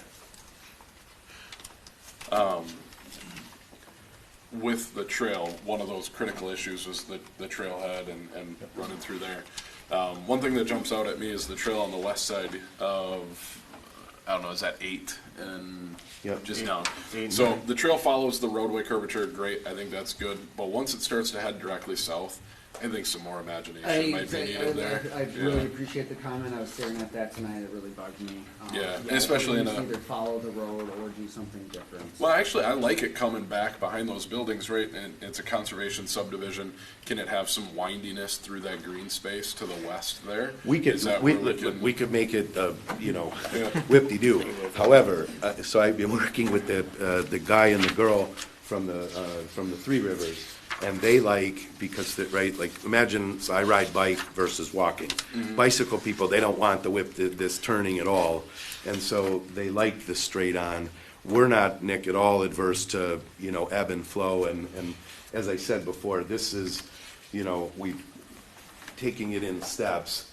We're gonna put a lot of time into area 8, 9, and 10 as we move forward and really dial in, because that whole park area and that area to the west, although it's not buildable, doesn't mean it's not usable. Yeah, And we want to utilize it in a way that, as I had shared in that, I forget what packet I give you guys at the very beginning, the concept. And it was to be a, what do we call it? Multifunctional recreation space. And so how we're going to incorporate, and that'll come back then, Darren, with, what the thought is on that. You plan on that being maintained, maybe not lawn, but usable play space. And Used to be a sod farm. Yeah, yeah. Yeah, right, big Yeah. time, that's exactly Yeah. right. So, yeah, we've kicked around all, a variety of different things, and once you get into Community the- garden pops into my bingo, head. all that kind of stuff, right? Community gardens, you can flood it and do hockey in the winter, we got a trail that, just right in there, you can create easily a mile of just walking around without even leaving the neighborhood, and so we'll have some, I think, some really good ideas with it. But I would tell you that Three Rivers, who it's quote, their regional trail, they strongly want straightaways as well, so. Yeah, well, I was gonna say, I think the biggest thing that's turning me off on that straightaway is not the fact that it's straight, it's the fact that it's right up next to So the close. buildings. And I was gonna go there too, is getting it further away, and I 100% agree, I wasn't totally This is done right with outside with somebody's that front thought door kind of there. thing. Is you could have an extension from those buildings towards that more regional trail, and the regional trail is kind of tucked away, even to the point where you could probably have your multi-use recreational area, and it's even more to the west. Yeah. Like, it's on that western edge of where We drove that sod farm originally, is. we came up all around here. That's Yeah. where I would Up, envision and then it. we hugged all this. Yeah. Yeah. That was our original drawing, and then. Three this- Rivers didn't like that, or what? I don't know. Well, that- I think it puts the trail, and that's kind of where we're currently waiting Yeah. for that floodplain number to come back. Yeah. It put the trail in the And floodplain that's what area they didn't versus like at kind of all. up by the street, elevated. Yeah, I don't do a lot of bikeway design, but what is it, 15-mile-an-hour bikeway design? I think if you could meet whatever the bikeway criteria are, which the curves are decent. Right. Jason, you might know, is it 15-mile-an-hour bikeway? I think so. Sounds about right. You know, Yeah. It's about as fast as I'm not hiking, talking like, switchbacks, I'm not talking tight terms, meander, right? Meander, dodge this tree, dodge Right. that tree just a little bit, and Right. get through there, and in keeping with the spirit that this is a conservation subdivision, right? I think that helps lend its way Right. to that. Yep. And helps become an amenity both regionally and what I'll call locally for the residents of this community, whereas when it's skirting directly next to it, it feels like it's private, right? Rather, instead of have it out there a little bit, have a private For sure. connection to it. Yeah. And I know we're getting a little bit long, we want to give this application what it deserves. You had critical issues that were listed, I wonder if we're ready for that. I guess we got Yeah, a public hearing I think too. since we're talking about the trail and the trailhead concept, Trailhead. like my first thought was it sounds great up by the convenience store, but at the same time now all those people are crossing the street and it's gonna be a busy road, and I don't necessarily like that. I don't love it by the clubhouse. No, I don't love it by the clubhouse because then that makes it feel more about the neighborhood, and the people that are using it on the public side are going to stop and say, "Oh, there's a nice pool and clubhouse that I can't use," right? So, I think there's pros and cons on both sides. I mean, I think there's a benefit. I think the to- trailhead on the Shaney property, because I know that they're planning some retail, might attract a bike shop. And then plus you get to utilize the commercial parking lot instead of, if it happens to be busy. Because if you put the trailhead here and it happens to be busy, well, they're gonna be parking Yeah, they're going to fill up all the clubhouse where they parking. should be. Yeah, I think that's I've seen the Shaney property, that's how I found this whole thing was, looking at that. And I don't disagree that, thinking about that trailhead to the west where they don't have to cross over and it's just, there. And as you heard John suggest, their quote, minimum ask is very minimal, right? Like when they talk about these 2 bathrooms, they got some yucky ones that they put up, it would be okay to be to the west. I think the good news is, when we started, that wasn't even, the whole regional trail wasn't even there. And I started, turn over rocks, I find that they've already approved it in '07, so I called them up and, these guys have had previous conversations as well. But I think the point is that we can recognize is the Parkway neighborhood in its finished form, is expected to have the regional trail of a, I think it's an important artery of this Rush Creek Regional Trail, and we've been able to accommodate that and have good working relationship with Three Rivers. So we'll take all that into account, and whoever brought up the idea about it's too close to the buildings is spot on. I agree that in a revision, we'll have that trail moved away and have some other ideas for you with that. I would second having the trailhead not be right by your clubhouse, because you are going to run into people taking over the parking that is supposed to be for your residents. And I would be annoyed if it was by my house and my friend came to see me and they couldn't park by me because people on the bikes are there. And you can be, this is a big trail. They're not just going to be there for a half hour. They're going to be there all day, potentially. So I would vote to move that parking closer to a commercial. Agree. No question. Yeah, it would encourage them to use the commercial use as well then, too. Yeah. John, you had mentioned that Maple Grove was not interested in a trail lane extension? The street. No, the street. Connection. So just south of here, guys, is the Hindu property. Yep. It's long. Here's the problem. Right when you go, you got their property line and our property line. I'll just say you come down just a short bit, and you hit the electrical lines that come across there east-west. And so and then right about where those electrical lines and a whole bunch of that south is floodplain. It's not buildable, it's not easily developable. And I met with the church in the last couple months to try to figure out the trail as well as where are they at long-term. And, they're, a decade before getting their arms around what they might do. We've looked at it and kind of assessed the area north of those, what you call power lines. There is some up ground that, that could be utilized, and we could easily stub down in to serve that. But I think what John would probably agree, if you're talking about it from a city perspective, the road that runs vertical that they're coming northbound is called Arbor Parkway, or Arbor Ridge Parkway. And they're not intending to have that go north beyond the church, or the temple, Hindu temple, but they have planned that the regional trail will.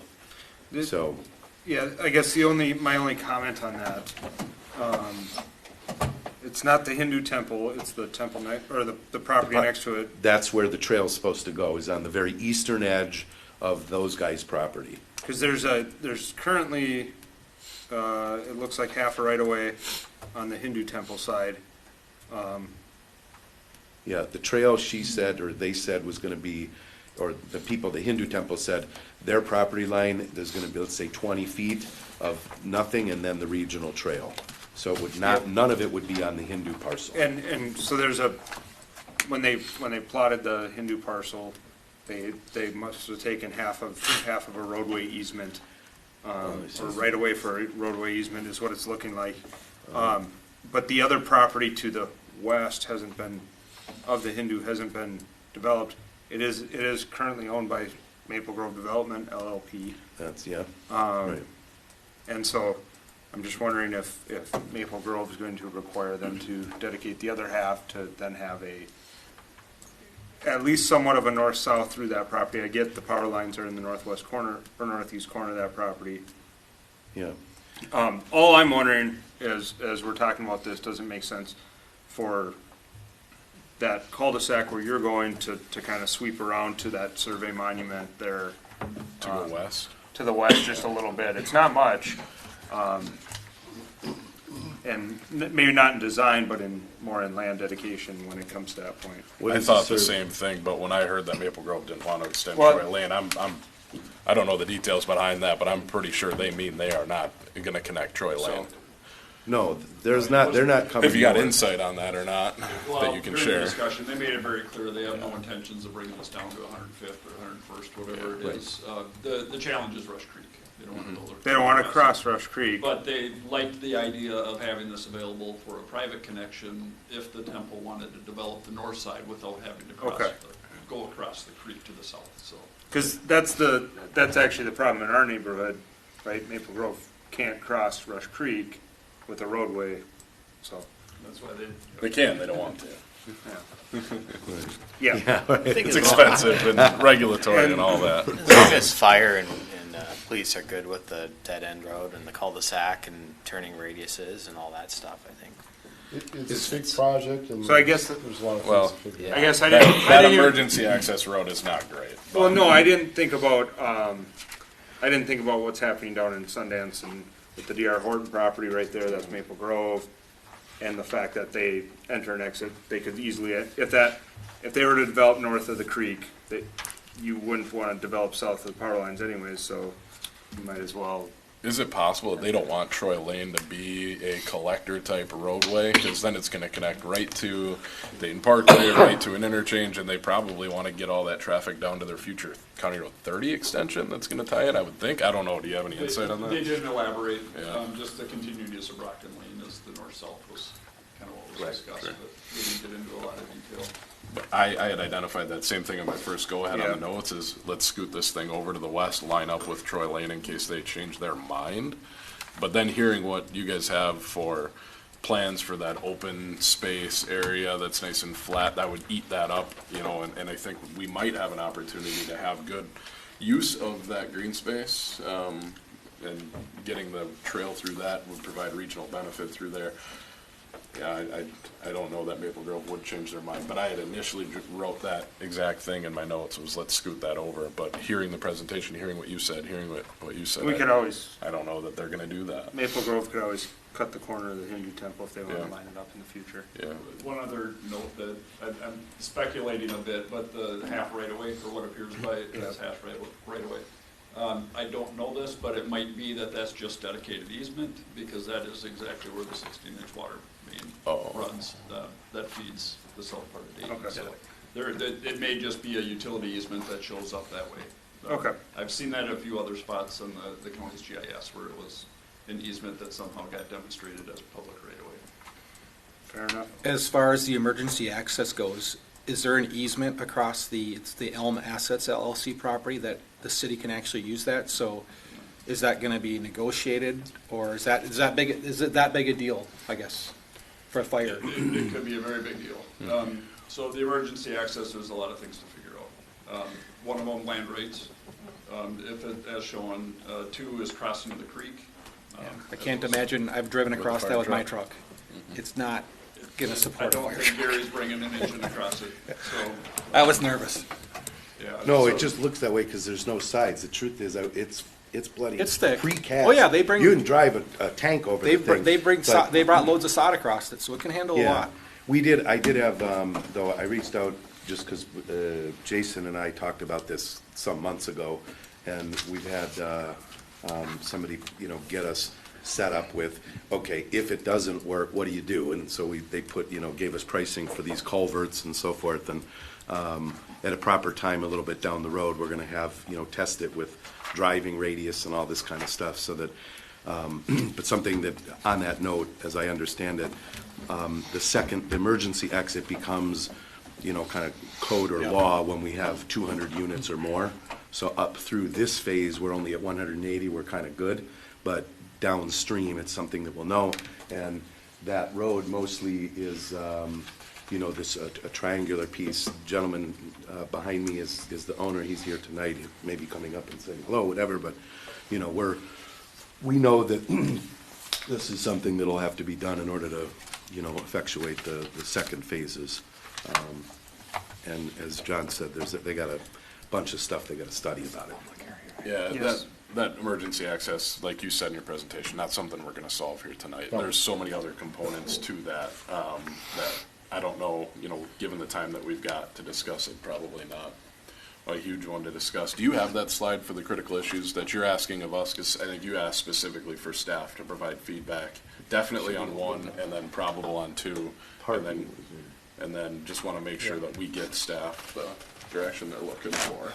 I mean, it's the emergency access, it's a fire code issue, I mean, it's, to some extent, I don't know that I've never been successful getting around that type of thing. And with this being a dead end route with one way in, one way out, can that also be used as a secondary trail or something. That'd be something good to look at to get some use out of it. We've been in communications with Three Rivers for exactly that, at least a dual use to help share some costs with it. We've also looked at keeping it on the north side of the creek and coming up through the Shaney property and connecting into that roadway and then out to Brockton, using their infrastructure. Right, you'd hate to maintain a culvert for a fire run, right? But you would have to if you crossed there. Yeah. But yeah, if we could use it as a secondary use and have some good public benefit on that all the time, and then it also, of course, serves the purpose in the event of an emergency that we need to service these buildings, awesome. Well, also with the regional trail, then you have the emergency access, you're 3/4 of the way of a loop trail system through this whole neighborhood. Yeah, and so that could be good for that. So, any more questions for the applicant? A couple of things that I'm trying not to forget about. So, one question on snow storage, if that's been considered?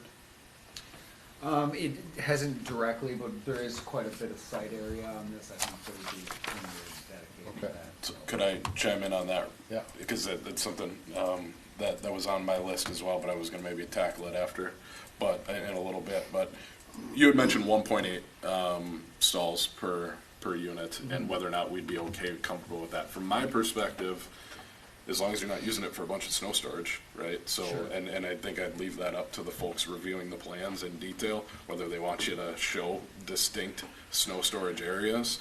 You guys will be the managers of the property, or? Well, there's a third party or management. something. You know, I know identifying a snow storage on a plan is one thing, but then actually getting the property manager to use that snow storage area is a completely different one. But I think 1.8 stalls per unit works if in the middle of winter you don't have 80% of them tied up covered with with it. snow, Yeah, right? just drawing it on, and it's fine, and they'll have an SOP, and it's always an issue when you have Because you can a define policy. snow storage area all you want. Correct, right. In the field, when the snow's coming down, they're Right. probably piling it in your parking spots, which could eventually become an issue. Sure. Yeah, we don't have access to allow for that. It's not Right, like a especially if Kmart we're lot. thinking about going to 1.8, then I think maybe it makes sense to be a little bit more strict about showing where the snow storage is. Yeah, no having, problem. you know, That's what. requirements within the agreement that those actually get utilized and so forth. Because you could eat up a lot of spots quick. And staying on the parking issue, so the commission is totally okay with the compact stalls inside the garage? So we do have a public hearing we have to open? Okay, yeah, let's And not so forget that. that's why I wanted to make sure there's nothing critical for the applicant first. With that, 9:46, we will open the public hearing. I know we have one gentleman, I believe, wants to come up. Maybe? Is there anyone still online, John? No. Chris, is this your information card? Okay. I'm assuming Chris. So, since you filled one out, I don't know if you have to state your name and address. Well, if you could, just for anyone that might be listening state your to name this. at least. Yeah. Sure. In the future. People. My name is Chris Merkins. I own the property at 10940 Brockton Lane, which is adjacent to development. I guess, so first, Michael, Ben, great presentation. This is great. And I'm excited for you guys. So I know the Robergs, and they've been through a lot over the years. I'm excited for those guys. I'm excited for the city. I'm excited for you guys. Nice job. It's been a big work in progress to get to this far, so it looks great. My concern is just really watershed. That's the biggest one. The property that I have is in a floodplain. So Jason and I have discussed this a little bit, but just kind of put it on public record that it is a concern. And I know that there's going to be efforts that are worked in to the development to mitigate it. But how is that measured, and then over what amount of time? So another concern, just as additional development is happening all around us, more and more and more impervious surfaces are getting added up and down the watershed area, up and down the wetland area. So I don't want my property to get flooded out you know, over time, and even speaking with the Robergs, you know, just historically, it seems like, you know, maybe things are kind of starting to fluctuate a little bit higher and higher kind of as time has gone on. And the culprit may be, you know, just the development that are going on all around us. So that's my concern. I know that you guys have it worked into your plan. But just, I guess, what are the measuring tools to kind of do that? And then over time, is there a way to you know, make sure that everything else kind of stays in check?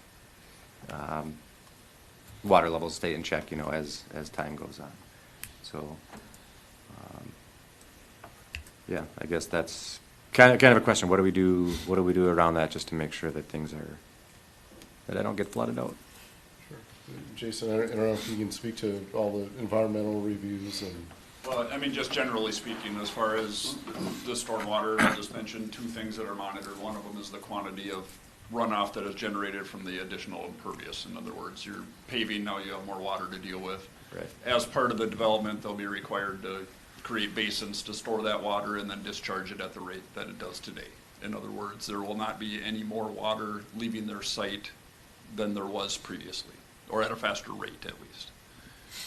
The second one is the designated floodplain. So that is the area that floods during a rain event. And they are required for any material they place within that floodplain that takes away storage for all of that water. This is on a more regional level. They have to excavate to create equal storage somewhere else. So it's a 1-for-1. So anything in has to come out somewhere, so there would be no impact, no reduction of storage for that flooding. Flooding water. Within that floodplain? Within that floodplain, connected hydraulically. So not it has somewhere to be. else in Hennepin County? Right? No, okay. Different than wetlands. Wetlands can be somewhere else, but the floodplain has to be hydraulically connected right in the area, so there's no impact. Okay. So, and those are both what's under review. A study was mentioned, that's one of the studies, to identify the floodplain, or confirm the floodplain and identify the floodway, such that we can verify that the proposed mitigation plan is acceptable. So it's still something being determined. Okay. The emergency access road, is that, did I hear right? You said there is no easement there? There is, actually, I have it up on my screen, there is an easement, best I can tell, and I don't know this for sure, it doesn't look like the easement follows the actual road. And I don't know who the grantor is, there's just a recording document number, or the grantee is, I should say. So I don't know any of the details, I don't know of any formal documentation that the city or anyone can use that. As far as I know, it's a verbal agreement between probably the previous landowner, Mike, that was there, and then Gordy. I would assume it was a handshake between the two.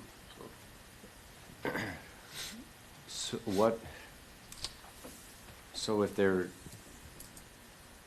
easement that's in place, but it doesn't follow the road to make that usable for the emergency equipment, then does the road have to get built out? Land rates would have to be negotiated. So I guess I can't tell for sure if it follows or not. Some of it might, some of it not. But bottom line is, for use of that road by anyone except for the property owner, which is you, there has to be a written agreement and an agreement put in place for rates for that. So that would have to be established, whether that be with the property owner for private use or for the city for public use for emergency services, which is, I assume, would be the case, as it would be for public use, or city use, I should say. Right, okay. Okay, that's all I got. So, thank you. Thank you. Thank you. One thing just to add with John and Jason. Michael, if you could come up to the microphone and pick you up. Sorry. So the plan that we did for the whole site, and working the apartment, the mid-density stuff, they're doing huge amount of work with the volume, right, is what Jason just said. So they're, all of the impervious, they have whatever they're doing with calculations, and Jason probably said it better than me, but the point is, we've looked deeply at if we push the development only to the point where the open space was not just enough land, it's not just area, it's also depth. And so that whole area of our land plus these guys' land that has lots of wetland, it's extensive amount of calculations that are being put in place such that there is enough volume so that there shouldn't be any rise from anything that's done on our site. That's the expectation, and it'll get backed up by part of these reports that we're getting done, so you'll be able to see that and know that we've accommodated for whatever our watershed has been accommodated in such a way that it's not going to cause a rise to Over on anywhere my else, side. which is what you're Right. generally saying. Right. And so I don't know which one of these guys, we got reports coming every which way, and one of them is exactly that, so volume deal. Okay. And so you should know that while it's not probably done at this moment, it will be, and you'll be able to see that and feel comfortable as everybody else here, that we've taken that all into account so that there's no problem. It is done at this point, Michael, it just needs to be validated, the actual elevation line, but it's C210 of the documents as part of the public record. Oh, good, yeah, It C210. shows the engineering, it's exceeding, we're adding more volume than Maybe this is offline, unrelated, but I think it's kind of tied in, so you guys can give me pushback if not. From what I understand, that creek used to be a lot deeper than it is now, and just sediment has filled in over time. There's all kinds of stuff that's in there. There's back and forth on who should maintain it. Anyway, don't have to get into that, but if that is on the city or county or watershed side, to clear that thing out, just to keep that wetland from flooding out, I mean, is that something that's been looked into? Is it worth looking into? It's more of a city scale project. Yeah, it'd probably be in conjunction with the watershed. If there's a known issue or concern, there would be some kind of a joint effort, I would anticipate. There has been projects taken on, Sundance Woods development, there was one similar that there was some excavation and reinforcement done in the channel, or as part of that development. I don't know if there was a real issue there or not, but it was the beautification, if nothing else, and some protection. Similar could be done here. I know Maple Grove, for example, is looking at one just east of here, same creek, Rush Creek, through that new development that Pulte is working on right now. So, Yeah, I know Plymouth did a big one through Elm Creek. yeah. You know, yeah. So it'll be the city or the watershed or a combination of that would take on the project such as that. If there's a known issue, that obviously get a lot more attention.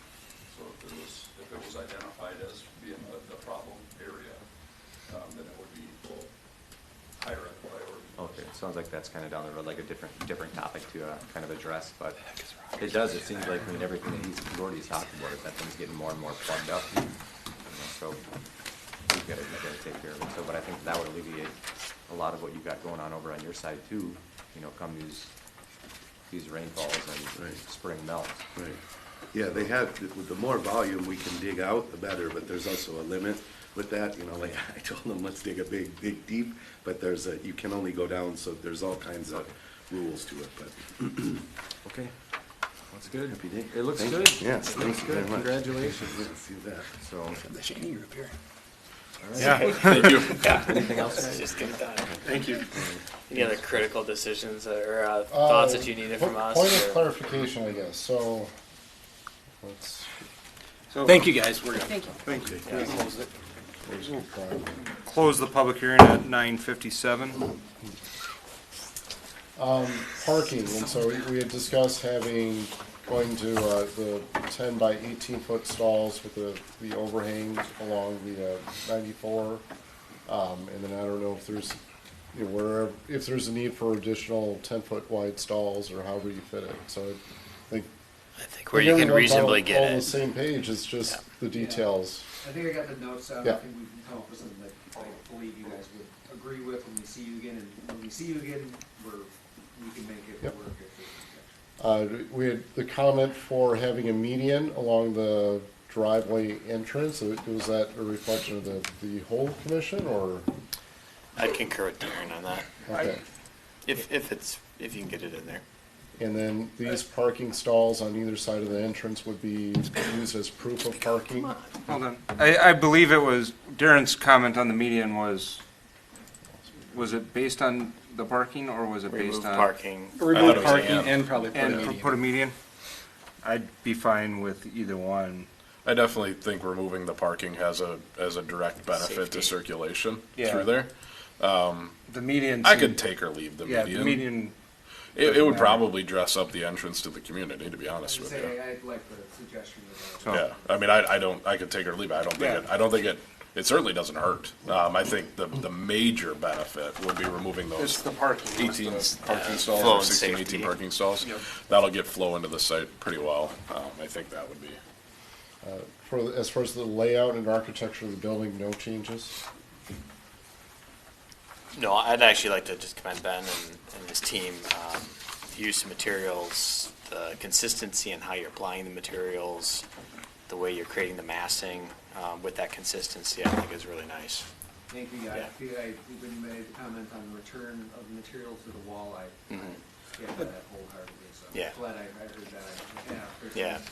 I did. See that. And Sarah, hopefully it's not too. Ben, It's if okay you in get- some locations. We were going for timeless contemporary. As Yeah. opposed to, No, I think it's good. Timeless contemporary. I did, I did have one back on parking, and it details. You showed only handicap parking at one of the entrances, just so you're aware. You had them underneath, but handicap at both surface would be. Yeah, there's an Probably handicap for required. the other unit. Probably required. Yeah, Yeah. definitely. Discussion as far as the trailhead and the trail, so the desire of having more of a meandering trail, and my guess is as that gets figured out, there's going to be kind of a light bulb that will go off as far as where's the best location for the trailhead, wherever that's going to go. I think you're going to figure it Trail out or as you trailhead? figure out the meandering of the trail. I think trailhead desire of this group is somewhere around lot 2. Closer to lot 2 on this. Whether it's on the Shaney property or this is not our decision. Yeah, I think just not combining with the clubhouse and mixing those uses. So Which it'll be kind of battling other It could even be on the other environmental side of town. issues up there already, Yeah. though, so it'll be a bit of a puzzle piece. There's going to be other, if you don't want it at lot 2, which I don't know that you necessarily do, because it doesn't feel like a trailhead just, in the commercial space. Yeah. Or Is adjacent, lot directly 2's the adjacent. convenience store? My Yeah. eyes are. Yeah. On the other side Yeah. of it. Yeah, I don't think But it there's should be probably in lot 2. environmental issues over Yeah, there, I'd too. say it needs to be Shaney or even across the road to the other parcels, because the trail's gonna continue. And that's where the commercial's gonna be, if they follow through with their plans that they showed us earlier. But I think probably for this group, definitely not at the clubhouse. I Yeah. don't think Correct. any of us Okay. like that. That's all. That's everything you need? Do you need any feedback on your critical issues Yeah, that you that's what I was mentioned? thinking. You had some criticals. If you had to go back to that slide, Going up, or, let's see, we'll go down. Okay, the well, that's slide by slide. So EAW, we'll figure that out. The wetland floodplain issue, same with that. Emergency access, we've talked, this is more of a technical solution. The one thing I'll add to that, Jason, if, thinking of the maintenance that the city and the watershed may have to do on that creek, maybe it can flank the creek for quite a ways to provide access and constructability to whatever project you got to do in there at some point. Sure. Just think about that for when you might have to go in there with some equipment. Rush Creek Trail, we had talked about the intent of trying to have more of a meandering trail. I think the solution is going to depend on the floodplain review. In general, a fantastic amenity for this development, though, to have that Oh, yeah. trail-like connection for people that love to bike and run and. As far as deviation for parking, so generally my interpretation is the commission is supportive of the deviations and the number of stalls as well as the size, but also wanting more of the 10-foot wide stalls, not necessarily a specific number, but Make sure we don't get rid of all of them. right, just Yep. a practical number of Yes. wide And not stalls. randomly one here, one there, maybe a grouped area. Maybe put a sign up that says truck parking. Truckers Row. Back in only. Back in only. And specifically, we haven't talked compact in the garage. So the compact number, so What's in the garage? Which is garage is even on the more left, there's, I think, compact. 16 compact stalls, and that's more of a function of, So it's 8%, just to put it into perspective. I'm Yeah. fine with that from my experience. In fact, I usually see even more in the newer projects, and generally, it's more of a management issue now because they need to manage it with, if for some reason there's not 18 people with compact cars, then they need to manage it. Yeah, exactly. I mean, it's a leasing issue of you guys are as invested in making sure you have the right amount, not too many, because you probably are renting this out with the assumption that every unit gets one of those underground spots. So if you run out, you run out. But I think 16 is not very many, right? I mean, I'm comfortable there's with going to that. be 16 compact cars in the apartment complex. there was a question on EV charging stations, and I think you kind of alluded you're going to look into that. Well, it's also, Depending on cost. whoever's smart, It's the market. talking, these are market-driven things, right? Yeah. We want them as well, because our customers have them. Yeah. And in order to get to a yes and them wanting to live here, it's a growing thing. So Right. you should expect we'll have some charging stations for sure. Yeah, so there'll be charging stations. I'm just repeating things so that Yes, it right, makes it fine. in the microphone. I get it. And then I guess I can't read it from this angle. Ben, what other amenities are there within the parking garage? So, is there a car wash station or a bike storage? Certainly bike And storage. Ben, if you come up to the microphone, please.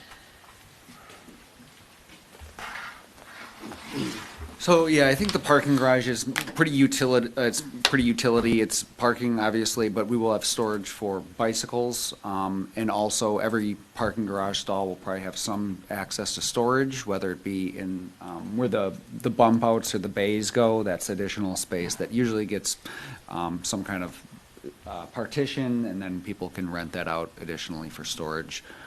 The rest of the amenities, it's pretty, I would say, amenity heavy. There's a lot of square footage dedicated for amenities.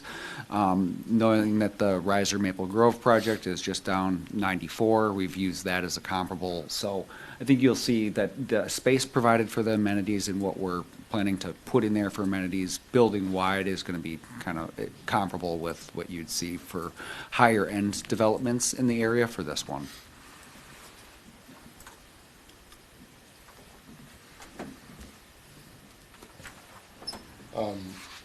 Michael, have you thought about rents or a general range of rents? Yeah. Okay. Well, yeah, we've done a deep dive in the whole market study. Could you explain just kind of sort of the bottom scale and upper scale for, Yes. if you could come to the microphone, please. Yeah. Get the viper. So we switched sides. Yeah. Did he tell you about the pink polka dotted wall in the garage? You should ask him about that. Okay, so rents. Overall, we did a really deep dive in suburban location apartments of this type and size. We tend to probably be, maybe just a hair underneath and at those market rents. I think our highest rent for the largest unit is 2,400 and something, and the low rents are. I wish I We're had it. 640 for the square footage on our smallest one. Yeah, so those were in the I want to say $1,200 or $1,300, up to 2024 and change 2,450. So we did a lot of comps in what we call the PMA, the primary market area, so that we actually went even farther. East up, if you will, east-west on 610, all the stuff that's over where Ben's talking about at Riser, and that other one called something with a C near Target, and all that whole area. And then our previous project, Rush Creek, and we're a bit, we're kind of at right in there in that regard. So this is wholly, as it was the last time, no change. This is meant to be a sustainable market rate project that people that live and work in our area, or I should say work around in our area, this is a place that they can it fits their income quite well. And I would say too, that no one's mentioned studios at all, but the studios would have a dedicated bedroom. It's really a small one bedroom in the actuality of it, at the sizes that are listed there, just for if anyone's curious on this. Yeah. They're not the hotel room studios that you see in like Seattle, that 300-400 square feet. They're, yeah. Are the studios gonna have magic packs? I don't. It's more than likely. We'll get it every now and then. You maybe do 2 P-tax in one of those, Yeah. but it really, just to put it in perspective, a 24-foot wide unit of the same depth would be a 1-bedroom in any city anywhere, and these are 22 feet wide. So it's you know, for all purposes, it is a 1-bedroom. It might be marketed as such eventually too. Yep. But yeah, I think for the most part, all the units would more than likely have magic packs, the bigger ones down to the studio units. Mm-hmm. Can you talk about timing or anything? Is that important? For the staging? Yeah. Well, I don't know. What do you mean staging? Oh. No. So original plan was preliminary plat on the 24th with city council. We moved that out now to accommodate this EAW in the wetland. So we're thinking once we get that preliminary, the ding, ding, ding moment is we still want to be able to break ground, push dirt, and start going vertical in 2024 building season. We don't know yet, depending on what that looks like, but our goal right now is give you everything that there is in car number 1, architect, civil, and all that, and bake it and get all of you input. And then we got these 2 other cars that are kind of going to have to be done. But we're still committed. The point is to try to get in with the 24 building season with this particular phase. And then later in the year, we'll come back with one of these other outlets, particularly that medium density down south, and that'll be a separate, approval process. And Paul, you mentioned, or Peter, I don't remember which, you guys were both here, the last, but one of the other things that we didn't really mention, but I just want to make sure you guys know I'm highly in tune with, is this idea that this is kind of like our oceanfront and lakefront, right? I-94, 94,000 cars a day, and this is Dayton, Minnesota, right? So as as I'm really thinking about this neighborhood and how to project it, you can see our views are quite well. We've put a lot of time and thought, and we'll continue to work a little bit on the landscape. I think you guys will be really excited when we get down into the nitty-gritty of how this is going to look from 94 and from the neighborhood looking out. And we've incorporated the way the design that we didn't have to screw around with. There's a, what do you call that, billboard sign, and we've kind of got that integrated into the plan, so you don't have to change any of that. And so, yeah, that's it. Did you do anything different with the construction and windows, doors, and all that to try to cut down on some of the Windows, doors? for sure. Yeah, Windows will Using- generally be a higher STC rating, than at least on the freeway highway sides, side, but yeah. maybe it'd probably just be easier to do them all at the higher STC. Yeah. And the building to the north that has no amenity is likely, none of this is like, with it's likely that we'll use the north building to come online. Both buildings go up at the same time, but the north building there, that'll complete, and we'll look for like a temporary TCO, a certificate of occupancy, moving them in while still completing. It was another one of the benefits of splitting these buildings up. There's nothing worse than, opening up your hallway door and you got, all day for months on end. It'll be in a separate building.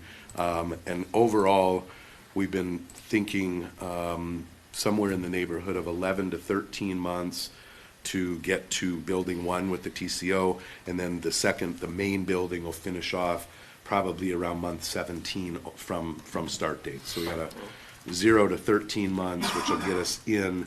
And the earlier we get in the summer, the better. I'd love to deliver that first building July, August, somewhere in there where we've got a few months before cold to get people moving in, gets us established, and then the second building would ideally come online in February or March, picking up on that spring, the spring activity that we see here in the city. So our timing, we would have loved to have started in May, but we're now looking at what we can do, and it'll be a summer, late summer start.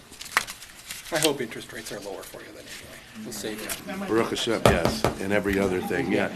And the Fed even said that, but the federal, what you call the federal government, they're saying 3 times they're gonna, they verbalized and said they're gonna do this, so it's quite needed.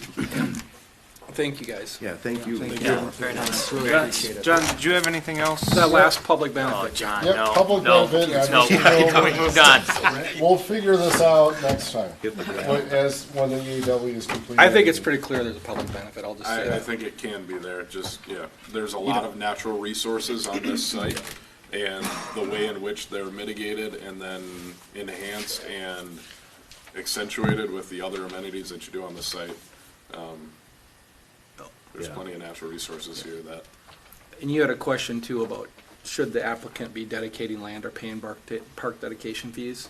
Yeah. It seems to me if they're gonna keep the whole floodplain wet anyway, we don't want that anyway. It's like, just have them pay the fees and right there's a huge public benefit. Of keeping obviously the fees for park elsewhere, but the keeping that area open. Keeping floodplain. Or maintained and open and using it. Yep. Okay. Does that mean you're gonna come to our broom, what's that thing called out there? Broom ball? She lives across the street over at the Laurel Creek, and they have a pond, and they make a big hockey thing, and the whole neighborhood comes out and they do, the old guy killed it last year. Hey, if we can play with boots, You're I'll play with being these guys, embarrassing but I'm not playing with skates. Yeah, You're and- embarrassing. Oh, yeah, probably. She's used to it. All right. Yeah. Okay, thank you. thank you, thanks for your time. Thank you, guys. Thank you. So, we need to table this, motion to table. Oh, yeah. Right. I'll second that motion to table the, did we close the public hearing? Was that a We didn't motion? keep it open, or Was did that we? officially? It was Officially. 9:57. Okay. 9:57, Yeah. that's right. Yeah, I'll second I've the been motion itching to to table say it. that. We've got a motion and a second to table this, Everything. Everything. The comp That's what plan you amendment, get the to. zoning, subdivision ordinances. all those in favor? Aye. Aye. All those opposed? Motion is tabled 5-0. We have a few items on new business. I think we'll just assign these new business items, John, as homework. Yep. For the planning commission, take a look at, give some feedback. High level, it's kind of explanatory, but high level is on the, at least the goals piece, to try to set some goals and priorities for us and to help staff identify things that we want them to work on. And then the pledge to our residents is something John came up with, and I talked to him about it a little bit, and I think it's something that we should establish, and then in our annual training review of our role as commissioner, revisit. Not, and I don't know. Is this something you'd like to talk about in February, or do you just want to adopt it and go with it without a discussion? I'll be honest, I spent too much time on anything else to reread this. Yeah, I skimmed it, but I didn't have any strong feelings. I didn't have any comments. I thought it was nice. It's good. The only comment I would have on 3, I think it was obvious to me, but it was item number 3, to exercise judicious restraint when making public pronouncements. And I guess my thought is obviously there's social media, but then, obviously when people make an announcement or do something in public, if they're expressing their opinion, it's one thing. Just because you're on the planning commission, do you have to clarify that you're expressing your own personal opinion? I guess I'm not, yeah, I was a little But you better not say it as a member of the. yeah, or as a representative of the city or whatever. Exactly. That's where I was that was the only one I was like, not that I'm too concerned about it, because. Do you want to just have it say on, when making public announcements on behalf of the city? Or, I don't know if we need to even change it, I just want to make sure there's. On behalf of the mayor. If we revisit it every year and we have clarification. Yeah. That's really what I want to That's- make sure that yeah. it's clarified if we're just going to adopt it. okay, well, I'm fine with adopting it tonight Yeah. unless anyone else wants more time with it. No, I think it looks good. I'll make a motion to adopt. I'll second. Beat me. It's gonna get my first We've second. got a motion from Paul and a second from Sarah. Thank you. I'll give it to Sarah. All those in favor? Aye. All those opposed? Motion passes 5-0. And then the goals, I think, is something I think that's something just to work on and chew over the next month, and we'll bring them back. They just keep getting bigger. They so, keep getting bigger, yeah. and kind of what each of our priorities would be. Are some of these things though that need to be like open forums so that we get wider, not just our opinions, but like the wider The community? issues themselves, I think these might be, are any of these things that, like, this is your number one priority, Sarah, being on the planning commission, this is your number one priority. It is, absolutely. But I'm just, and obviously they don't all need, but I'm just wondering, we've had people come with big things, like the historic village and rental things. Like, is that something that needs to be wider, like, but is that one of the things we will talk about, is looking Yeah. at these and thinking about So- which ones might need wider input? And it's setting a priority for staff Yeah. to dig into Okay. and bring up, like, the rezoning or opening 2020 to current. Yeah. So, Tori gave me a great reminder. So one of the items that's not on here is, I'm gonna say communications between staff and the commission, both written and verbally and visually. So what I'm curious about, and this is something I want to sit down with each commissioner member and understand, how do you read the packets? You know, how do you process information? Are we including too much or too little information in the packets? Are presentations too long or too short? Or, you know, same thing with the PowerPoint presentation. So it's sort of, it takes us an incredible amount of time when we put packets together. You know, if we can be more efficient, it's going to save us a lot. And, you know, one person's answer is going to be totally different than another, but it's all, how do we be more efficient in our communications? and John, did you add it on here? The other one I mentioned about, I think it fits well with this, but planning commission members, take a look at your calendars over the next 12 months. Biggest thing that we ran into with this one is we should have moved it at least a week, just giving staff time off over the holidays. And if we can move it now, like if one's on deer hunting and 3 of us are going to be gone or something, let's move it now so that staff is well prepared and residents and whoever else. So just take a look at your calendars over the next year. And obviously not everything's going to be there, but if there's something that lands on a holiday or Who can actually move? Well, We can vote to move them, right? So I wonder if it's a good idea, you know, before we adjourn, we should be thinking to ourselves, am I gonna be here next month? What do I have? Because Yeah.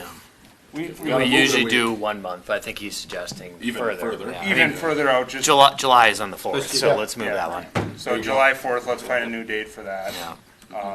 I think you have to be more than a month out, just for the amount of prep work that goes Yeah. into it. I think 'Cause, well, and Even for sometimes the there's, applicants and for you have to sometimes- notify neighbors. the other aspect to it, right? There's deadlines that some of these applications have to meet. And so we may have to have a June 2 in June because it lands on July 4th. Just As an depending on, example. as an example, yep. And so that's just something, Yeah, so the July 4th really sticks out. I guess, you know, my suggestion would either, and I don't know what we do on Wednesdays, of moving it to July 3rd, which I'm going to guess nobody's going to want to be here, or July I have no 11th. social life. I'd be here. It's fine. I won't. I'd vote July 11th. The way we kind of do things in the calendar is, you know, planning commission meets once a month, so it goes to the planning commission and then it goes to the last meeting for council. So we've got that, A little buffer. about a 2-week window to write staff reports for the council. So we would need to go earlier, not later. Well, I would say 1 week later, not 2 weeks later. Right, because anything that we have here would go here.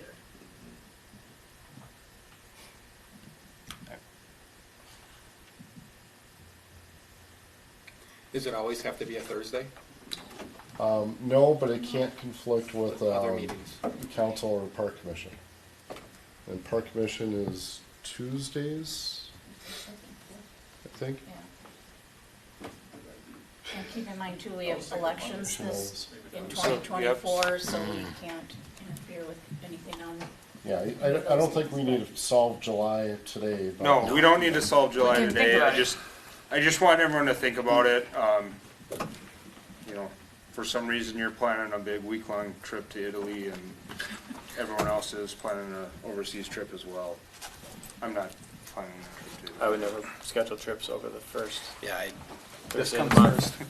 No, but just something to think about, because we can work around it. Yeah, that's good. News and announcements? Right, news and announcements, is Yeah. that next? Yeah, Before I can adjourn? yeah. I'm waiting like I'm looking at What are you waiting for? Notices and announcements, so the next planning commission is February 1st. Good. Make a motion to adjourn? Second. We have a motion and a second to adjourn. All those in favor? Aye. Aye. All those opposed, same sign. Motion passes. Well done, everybody. Well done.